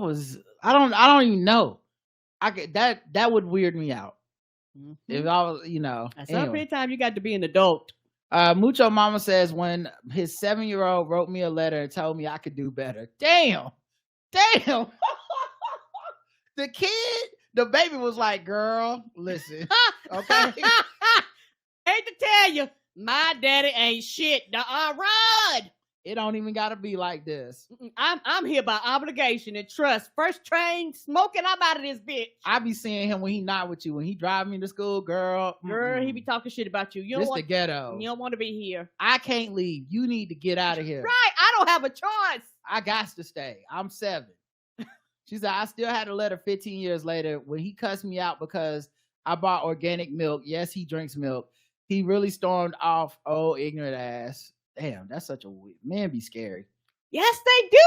Because I just don't. I've never been I don't like tantrums. Period. I don't like it. I know people think it's normal and reasonable, and they have those allowances in their relationships and stuff. But for whatever reasons in my life, those have always been huge red flags. People that throw tantrums, and I don't. If someone threw a tantrum over organic milk, I'm sure they would think to themselves as I was leaving, it's just some milk. You crying over spilled milk, literally? And it's like, no, I don't want to be around a motherfucker that can lose it over the milk. I'm sorry. Right. But real things are gonna happen to us in our life that a are a lot more fucking important than milk. And I need a person that I know is gonna be able to get through that. If you flip out at milk, I know you flipping out at the rent being late. I know you flipping out at actual stressful shit like the car breaking down. Like, nope. Right. You know, it's one of those things where, you know, you're looking like, oh, word. And like I said, the yelling and the screaming and things like that, like I don't function well in that, and I don't deal well with that. And a lot of people think, you know, the yelling and the screaming and the hollering at each other is normal, and I'll just be the oddball because I'm like, bitch, talk to me nicely. I'm grown. I can hear you. You don't need to raise your voice. You know, we can talk through this like adults. You know, I'm not arguing with you.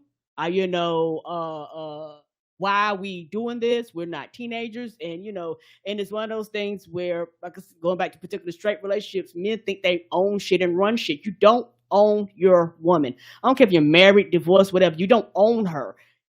She can make her own choices and do her own things, autonomous, you know, outside of you. So you don't actually own her. And so that's a very hard thing for men to adjust. And they just like, well, I can do whatever the fuck I want to. If I feel like having a tantrum, you're supposed to deal with it. Bitch, no, I don't have to deal with it. Always Sean says, when I felt like she no longer respected me. I can see that. Faith says, laugh my ass off when he accused me of making eyes at an older white man from another at Olive Garden on vacation and proceeded to not speak to me for the rest of the night. I drank some tequila and I caught a flight home that night. Well, let me tell you this, Faith. The fact that y'all was on vacation at Olive Garden, it was over for him for the whole time. It's no fucking way. We not going to chain restaurants on vacation. We left where we were at to do things we do that we can do that we can't do where we was at, right? Yeah, that right there. I was like, that right there is one of my pet peeves when I'm going somewhere. I was like, bitch, we could have ate at the house. The fuck is this? The only way I would deal with it is if, like, I mean, obviously, like, emergency, like, or just, you know, right. we driving here, we getting McDonald's or something. Right. That's fine. But if we're going to a fucking sit down restaurant or something, the only way I think I could deal with this is if you like, oh, it's McDonald's in Korea. They got different food. That's different, right? But if it's just fucking the Olive Garden in Charleston, no. All these fresh food places out here, we go. I would be making eyes at a white man. Like, get me out of here. Take me to a real place. Right. What you doing after this, white man? Right. Because you might be having more excitement in your life than I am. When he called to wish me happy birthday and told me he got married a week after offering me a flight to come see him. Oh, God. Wait, what? When did you know it's time to move on for your ex? So when he called me to wish me happy birthday and he told me he got married a week after offering me a flight to come see him. Yeah, that's when you knew? Right. That's kind of late in the game to know is all I'm saying. He seemed like he knew.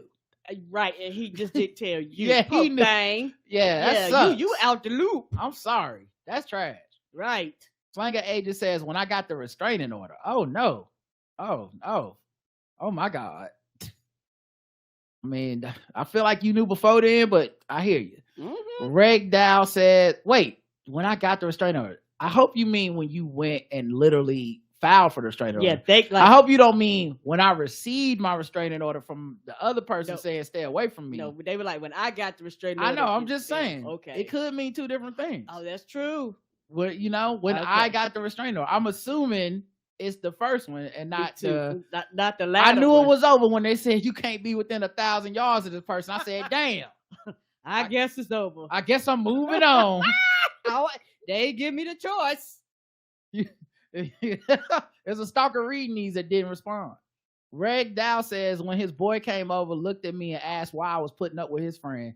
And I said, I need to get rid of him. It was a real wake-up call that no, I didn't deserve how I was being treated. Wow. I guess he a real one. You know, he knew some things. Yep. He wouldn't shame, be like, no, you too good of a person. Why are you wasting your time? Arleva says, when I realized that I couldn't see myself with her long term, but I knew she wanted that with me, I wasn't ready, and I don't think it was fair to her to keep going. Agreed. Don't waste your time. Well, that is the man's, like, you know, get out of jail free card. It's the you too good for me. Okay. Well, then I'd be too good with somebody else. Anuli says when he took a out of state job, our communication slowly decreased unless it was about sending him money. Yeah, I refuse to take care of a grown man, so that relationship ended. Okay, I don't blame you. I hear you. KK says he wouldn't take out the trash when I cooked for him. I shouldn't have to ask. I did, and I got so much pushback. He begrudgingly did it. I stopped cooking after that, and soon after that, it was over. Ruined a good thing because he didn't want to do nothing. Right. You like, can you take out the trash? I got to hear you huff and puff like you fucking 10. If you don't get out of here. Right. Kesar says, when I realized I was in love with my ex before her 8-year relationship and couldn't stop comparing them, I guess I still needed time to process that breakup. You know what they say, hurt people. So sorry to that woman. To clarify, I was with my initial ex for 8 years, happily back together since January 2022, and was only with the other chick around 8 months. Yeah, it still seems like that seemed like act 2 of a rom-com. Yes, this is the second act. She happened to be the person that don't get the man, and I feel bad for that lady. Dad versus D says, after I requested a restraining order against her to protect myself, but I knew in my soul when I filed for divorce, and she countered with, but we can still date each other though afterwards, right? If I could go back in time, I would have purposely started drinking something at that moment just so I could have had a perfect spit take all in her face. Damn, sound very hateful, but all right. That is gross. D says, You're looking like, we got plenty of tissue in here. I don't understand. Right. Everybody else like, when I got the restraining order, when I found out the baby wasn't mine, she's like, when I saw the shit stains, okay? You know, just as traumatic to me. Yeah. On the same level. Right. Keep in mind, that dude probably had those shit stains because he eat Arby's. Oh, no. And so you was just, it's kind of wild. D says, I was reading her for filth every other day. I think it got out of my system. I think I got it out of my system. I still send her mom flowers though. Yeah, fighting every day is terrible. I don't know how people do that. Me either. My house need to be my place of peace. Angie says, when I thought of him in passing, there were no emotions tied to the thought. Botan, you know you at peace. Botan Batty says, when I realized I was doing all the work to improve myself and our relationship on my own, I told him he had until the end of the year to find a therapist and get established with a primary care physician because I wasn't going to argue anymore. And I recognized he was taking insecurities out on me. I even still work harder than he was willing by giving him a list of resources and offered to pay for the therapy. Then I took a step back and observed. 6 months after I asked if he did what I asked, he got defensive and I started making an exit plan. I just got that right. And you gave him 6 months, so like that's extremely reasonable. All right, you're like, you know what? You might be slow, you might be scared. You know, I'm willing to work at this. If you are, here are the resources. If they're like, nah, you like, you know what? You don't want to do the work. Why am I here? Leslie says, when he reminded me of another toxic ex, that's when I learned I should stay away from older men. I hear you, girl. I ain't gonna do this twice, you know. For who? For what? All right, let's see if there's any on. I think sometimes people leave because it posts on our Facebook too. See if we had any on here. And I think 12 comments. Here we go. Oh, I'm sorry. What? No, I think I seen the same question on Twitter and it got one comment. Oh, I'm not. Okay. I'm not chasing after one comment. No problem. So on Facebook, after our last vacation together, says Wayne. All right. April says, when I was tired of seeing him breathe. God damn. Woo. Child, it's time to go. But like, you still breathing? Yeah, I think that might be my exit plan. If that's my response, you still breathing? When a motherfucker breathing get on your nerves, dog. Pack your shit. Like, when they motherfucking automatic body function is bothering you. You still here? Damn, you still doing what is necessary for you to live and exist? Well, how dare you? In my face? Right in front of my salad? He's like, you know what? Let me pack my shit and leave with my salad. Jasmine says, when I found dick pics on his phone. Oh, okay. This got very third act of a Tyler Perry movie. Yes. Okay. Walter says she wanted to go back to India with her boyfriend. Oh, yeah.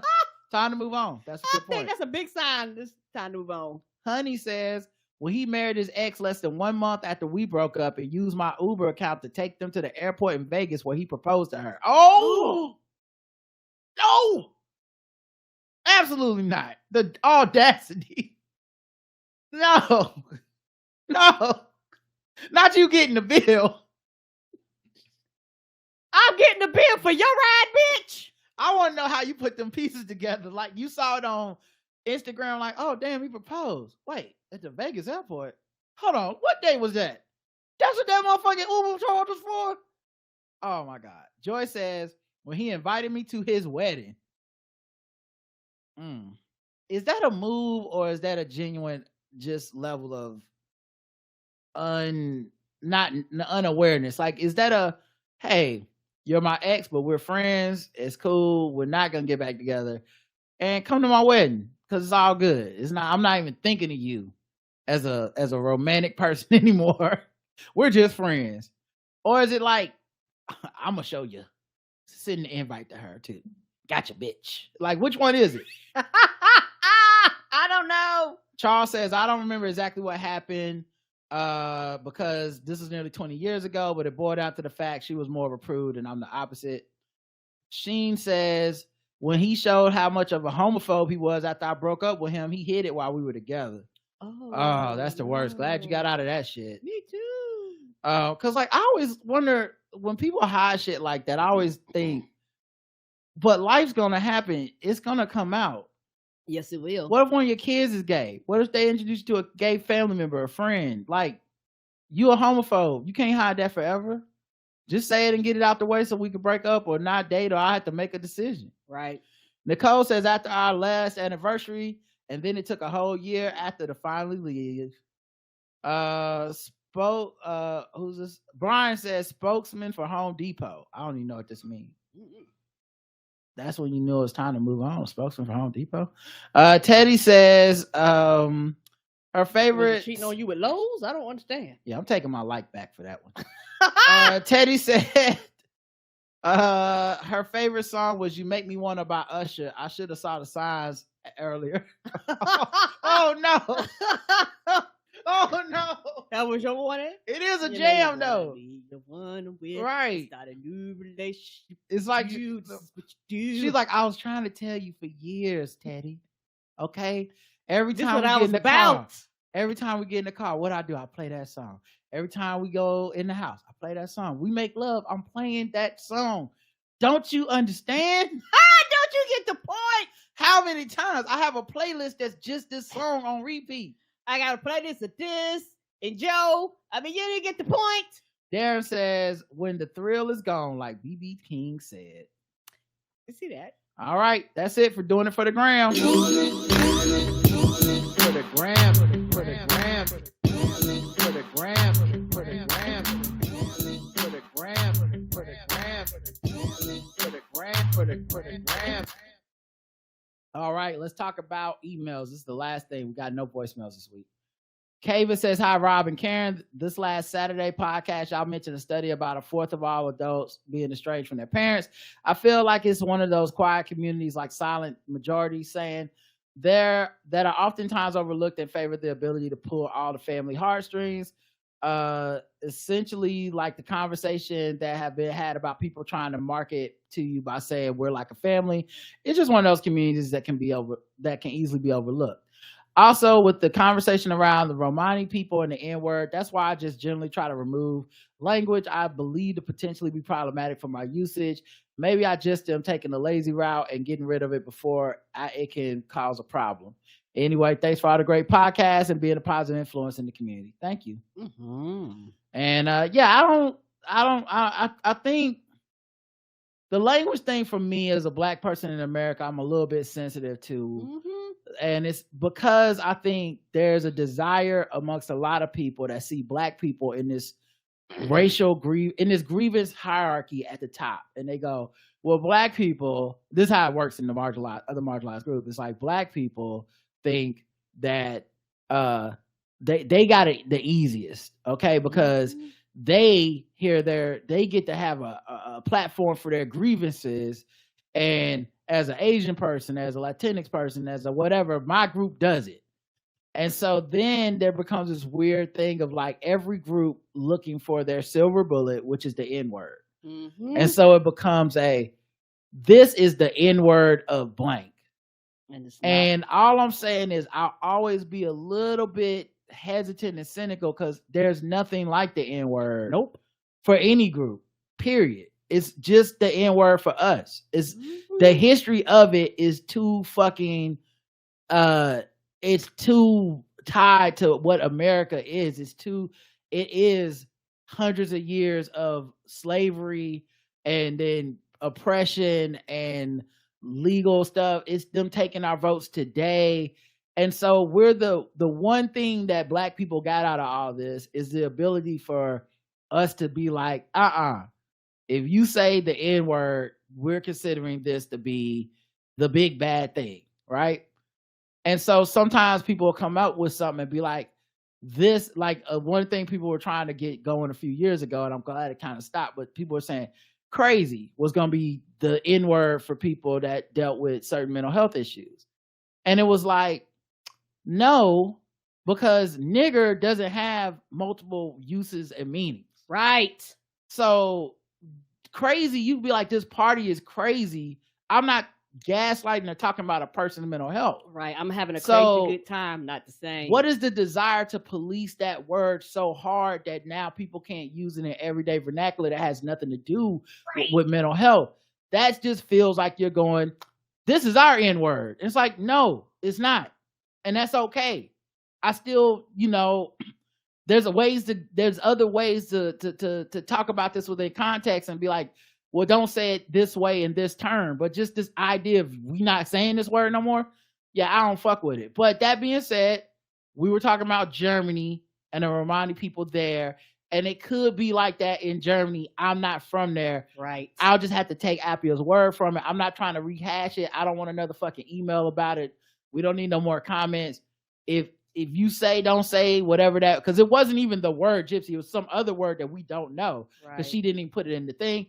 I'm just taking y'all word for it. I don't know that. I don't even know that word to say it or not say it, whatever it is in German. So I'm already cool with it. Just y'all got it. Agreed. No, I 100% agree with that. And, for me, sometimes because word mean things and language mean things and slang mean things, and it's very frustrating, particularly when it comes to Black slang and or just slang in general. Like you say, people want their N-word, so they'll just go and people be like, what you're saying, people don't even use it in that form that you're complaining about. So now I have to strip it out of my vocabulary when I say it, I don't even mean those things. And it's one of those things where, people feel like, well, why are you giving this pushback? Because like I said, words mean things. And it's one of those things where this just mean sometimes because of the internet, because of clout, because, people feel like they have a voice that they never had before. These are all great things. But also, I feel like for a lot of people, they use it as a form of bullying. They use it as a form of power. They use it as a form of shut shit down on the most ridiculous, in my opinion, mundane shit. But like this, you would be more concerned about this versus voting. You would be more concerned about this versus, the shit in Florida. It's like, if we're going to focus that energy and that anger on something, let's focus it on something that at the end of the day is going to matter. Regardless of if I use crazy in the right term and all these other words in the right term or not, it's not gonna make me free. It's not gonna stop me from being Black in America. It's not gonna stop the things that actually matter. So my thing is, I understand the anger and I understand changing of language, and I'm fluid and I evolve in those things. Don't get me wrong, because we're all growing and learning. But there is some shit where I'm like, oh, this shit is stupid and y'all just doing this because you can. Other than that, what is the reasoning behind this? Yeah. So anyway, I'm a little sensitive about it, and I admit that. So, but at the same time, I do try to get rid of shit before it's even an issue. But I think once I turned like 40, I started thinking about the shit and being like, no, some of this is just y'all trying to dominate shit. Right. And then the main issue I have, and this is like the epiphany, I guess I call it epiphany. And this is like probably 5-10 years ago. people just are trying to remove the stigma from words, but the stigma is following the topic and the people. It doesn't matter what the fuck you call it. Nope. It's now just signaling to each other, I'm an evolved person that's on the right side of things, but I'm not actually going to change anything. Nothing's going to change by me changing the words. For example, people that make a big show out of saying houseless instead of homeless, it don't matter to the motherfucker on the street. It don't matter. Like, thank you for the dignity of saying house instead of home. I'm still fucking without a place to live. You know, so it's like, but it make liberal people feel better to be like, but we're calling it this now. You know, and I think that's wild. You know, and I started that with a joke on the podcast a long time ago about Black people trying to get the stigma off of the N-word, and just how we keep changing every 10 to 20 years because the stigma still builds up. Because at the end of the day, what we're after is something deeper than a word change. So yes, right. We said, don't call us nigger, call us Negro. And then that shit got so ugly. We said, whoa, call us colored. And then they said, actually no, it's nigger, colored, Negro, African American, Black, and I don't know what the next thing will be, but it'll be something else, because it's not the word that's the problem. Is that eventually white people start saying it like this. Like, you know, I was walking down the street and I seen these couple Black people, and you know, I crossed the street, and you're like, yeah, it wouldn't matter if he said, because you know what he was saying in 1920, walking down the street, see, and I seen a couple colored fellas, and I crossed the street, and I'm like, the problem is crossing the street. It's the right. the problem's not that. I don't give a fuck. You can say African American, doesn't matter. All right. Don't matter what word you mean, the definition will follow it. And so it's a systemic change that needs to take place. Yes, words need to change and grow, and yes, they need to evolve, but sometimes the problem is the foundation. A person wrote in, I want to say Uranus, I hope is how I'm saying it right. Regarding the whites in the Netherlands who were shooting arrows at some Black youths, and Rod and Karen's response is, you always have to support the Black people. This reminds me of when my dad, God rest his soul, went to see my niece's high school volleyball game. My niece was the only Black person on her team, and the visiting team was all Black. Because my dad was the only Black person in the stands, he cheered anytime anyone on the visiting team scored. And of course, he stood up and yelled, "Good job, Isha," whenever my niece scored or what was anywhere near the ball. This caused confusion all around. My niece's teammates and her were confused because why was he cheering on the visiting team? And the visiting team did not recognize him and didn't understand why he was cheering them on. The all-Black visiting team, of course, won. I like that, of course.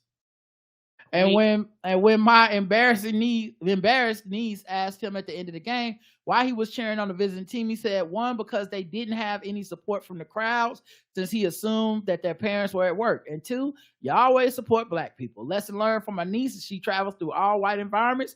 Continue the wonderful podcast, Rod and Karen. Cheers, your niece. Thank you. Yes, and child, I feel your daddy. I am kind of like that too. I've never been in that situation, but yeah, I would probably cheer for both teams. That's like when my niece used to play basketball. It was confusion. I would literally be cheering for both teams because it's like, I want everybody to win, you know, type of feeling. And for some people, they get caught up in, this is my team, I should cheer for this team, fuck that other team. Like, a lot of people really feel hard about that when it comes to sports. And now I'm confused by some people going, well, I'm just cheering for everybody Black. And you know, white people are like, why? I don't understand. Like, that's baffling to them. Shaquita says, hello, indulge me if you will while I trace back the history of me listening to your show. I discovered your show shortly after I lost my mom a few years back. I was really depressed and I didn't want to do anything but stay home. I didn't even cry. It was really bad. But I was listening to another comedy podcast and my friends started, 2 white men I knew, and I would always see your show under recommended for you. So I clicked on it, and no regrets, you and Karen really helped me. Your ability to bring a smile to my face, even on the toughest days, has been a gift beyond measure. I love the laughter you provided me. But I also appreciate the shows where you talk about mental health. It was never really a topic of conversation in my home. If I was sad, I was told to get over it. If I cried, I was told to tough it out. So I never really expressed my emotions. Hearing you and Karen be so open and honest and sometimes even emotional about everything really intrigued me. I have written it about 3 times, maybe 4, but about thrones and other things. Why am I writing all this now? After years and years of listening to your show, I'm falling back into that dark place, and I just wanted to express my gratitude while I'm still able. I don't know what is going to happen to me, but I want to thank you both. I know I don't know you and will probably never meet you in person, but I'm proud of you both. You're living your best life, and you just completely deserve it. I give you all your flowers with all the love in my heart. I wish you both all the happiness in the world for the rest of your lives. Take care, Shaquita. Oh, Well, first of all, I'm sorry to hear you're going back into that dark place. Especially like depressive episodes can last a long time if that's what we're calling this. Definitely hope you're in contact with therapists. I hope you're talking to your doctor about this, because we're just a podcast of strangers that, as much as we love to be a place that provides like outlet and entertainment, we love that. That's our jam. Don't get me wrong, but we're not a substitute for any like actual people in your lives that can really help. And I hope you can communicate with some people in your life right now, because I do understand and recognize we're dealing with an epidemic of loneliness. Yes. People feel alone. People feel like there's no one to talk to. I see it in people online all the time and stuff. But I think, at least what it seems that you're talking about going through in this email, I really think it will probably be best to let some people, professional people, know what you're going through, right, to see if you can get help, because especially if you find that your family wasn't an affirming source of like being able to express your emotions, you need that. You need somewhere to be able to share that. You need an outlet. You need, and if you need medication or something like that, you need to be in contact with people that can provide that for you. So I'm like I said, very sorry to hear this, but I really do hope that you reach out to some people that can actually like help more than we can. Yes. And we hope that you're here for a long, long time, and that we're here for a long, long time, and you can listen to the show and one day feel that same vibes that you was feeling at the time, because that's what we've aimed to please. We love to do it, and we're going to be here talking about mental health and talking about life and all that stuff, social media. We're gonna be here too. Last one, John writes in, estranged, sort of. Good morning, Rod and Karen. First off, just want to say how much I've been enjoying doing it for the Gram segment. I'm not on Instagram, so I appreciate getting to listen along with all the fun. And I love that when you're feeling a little extra militant and want to embrace the inner 5%er, you can call it for the Gram cracker. That's hilarious. Yeah, the only problem is we not doing it for the crackers, so it would never come up. We just doing it for the Gram. Black is assumed in everything. Yeah, even though graham crackers are brown and delicious, but we're not doing it for those crackers. On the topic of being estranged from family, I just wanted to chime in with a couple things. Another reason for possible upticks in people severing ties with family: COVID, anti-vax bullshit. I had a couple uncles and cousins who refused to get vaccinated, and that pissed me off so much, especially after I had an immunocompromised mother-in-law at the time, that I had to ditch any contact with them. I know many people who, even if they don't completely sever ties, really pulled away from family and friends who are anti-vaccine. Right. That's true. The other thing is the fact that estrangement isn't really a big deal to some people. My family has just never been that close. I never had the best friend angle with my sister and our parents.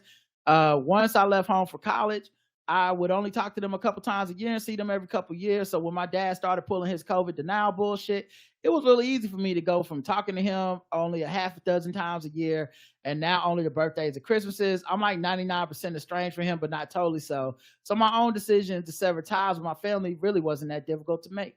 That's true. All that's true. Also, I do think Trump is a huge part of this too. Because Trump just pushed things to an extreme where you can't even... The point of a lot of what Republicans and conservatives believe now is to not be cordial. Yes. It is to be adversarial. That is the point. It is, they like, if you, it's obstructionism, but in real life, if you look at what they are against, it's whatever liberal Democrat people say they're for, even if some of the stuff that you're for is stuff they used to say they were for. The second you say you're for it, they're like, I don't like that no more. And so how do you mend a bridge with somebody that's being adversarial on purpose? You don't.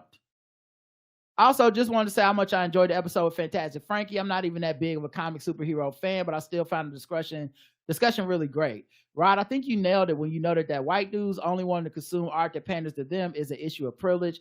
I think it's also insecurity. Consuming art that centers Black people, women, LGBTQ people would challenge them in ways they aren't comfortable with and prove just how little they actually know about the world. Right. But I'm totally with you in that I love watching stuff that isn't for me, whether it's Atlanta Pose, K-dramas, Barbie, or a Beyonce concert. I love when stuff really feels authentic because the people making it are clearly doing it for their people. There's so much to learn from it. It broadens my own worldview. And it also just is cool to witness. Like when America Ferrera's rant in Barbie made every adult woman in the theater burst into applause. I felt really lucky to be there to witness and feel it.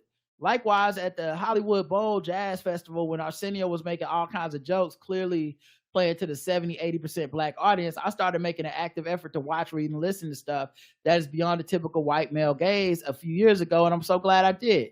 It expanded my thinking and shown me all kinds of joy that I would have never seen otherwise, and I got to thank y'all in this podcast for nudging me along.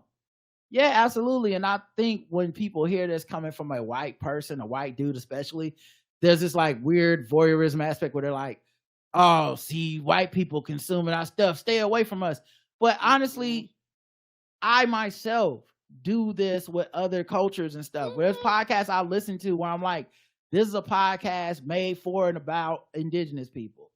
I'm going to listen to this because I don't know these issues. I don't necessarily know these references, but it's a way to learn and not be fucking ignorant. I listen to podcasts by trans people. I listen to podcasts by, women, Black women, people like, even when even when I'm listening to some of my white people, I'm learning. Even if I'm not agreeing, I'm learning like, oh, this is how people view this. This is why their view is different than mine. So yeah, I think that's a dope thing, and I hope people don't stop doing that. I think people should try to do that. Right, because what happens in that process is something that a lot of people try to run from, is empathy. If you understand a culture outside of yourself, if you understand that, all of a sudden you'll start having compassion and understanding and empathy. When it's time to vote, you'll start considering things and people and how what you say and what you do and how you act impact them. When, even within marginalized groups, there are privileges. And when you point this out, people want to play oppression Olympics, so they want to downplay their own oppression. And so it's just one of those things where no, two could be true at the same time. I can be in a group that's oppressed and still learn about other oppressed groups, and I could be in a group that's not oppressed and learn about these oppressed groups without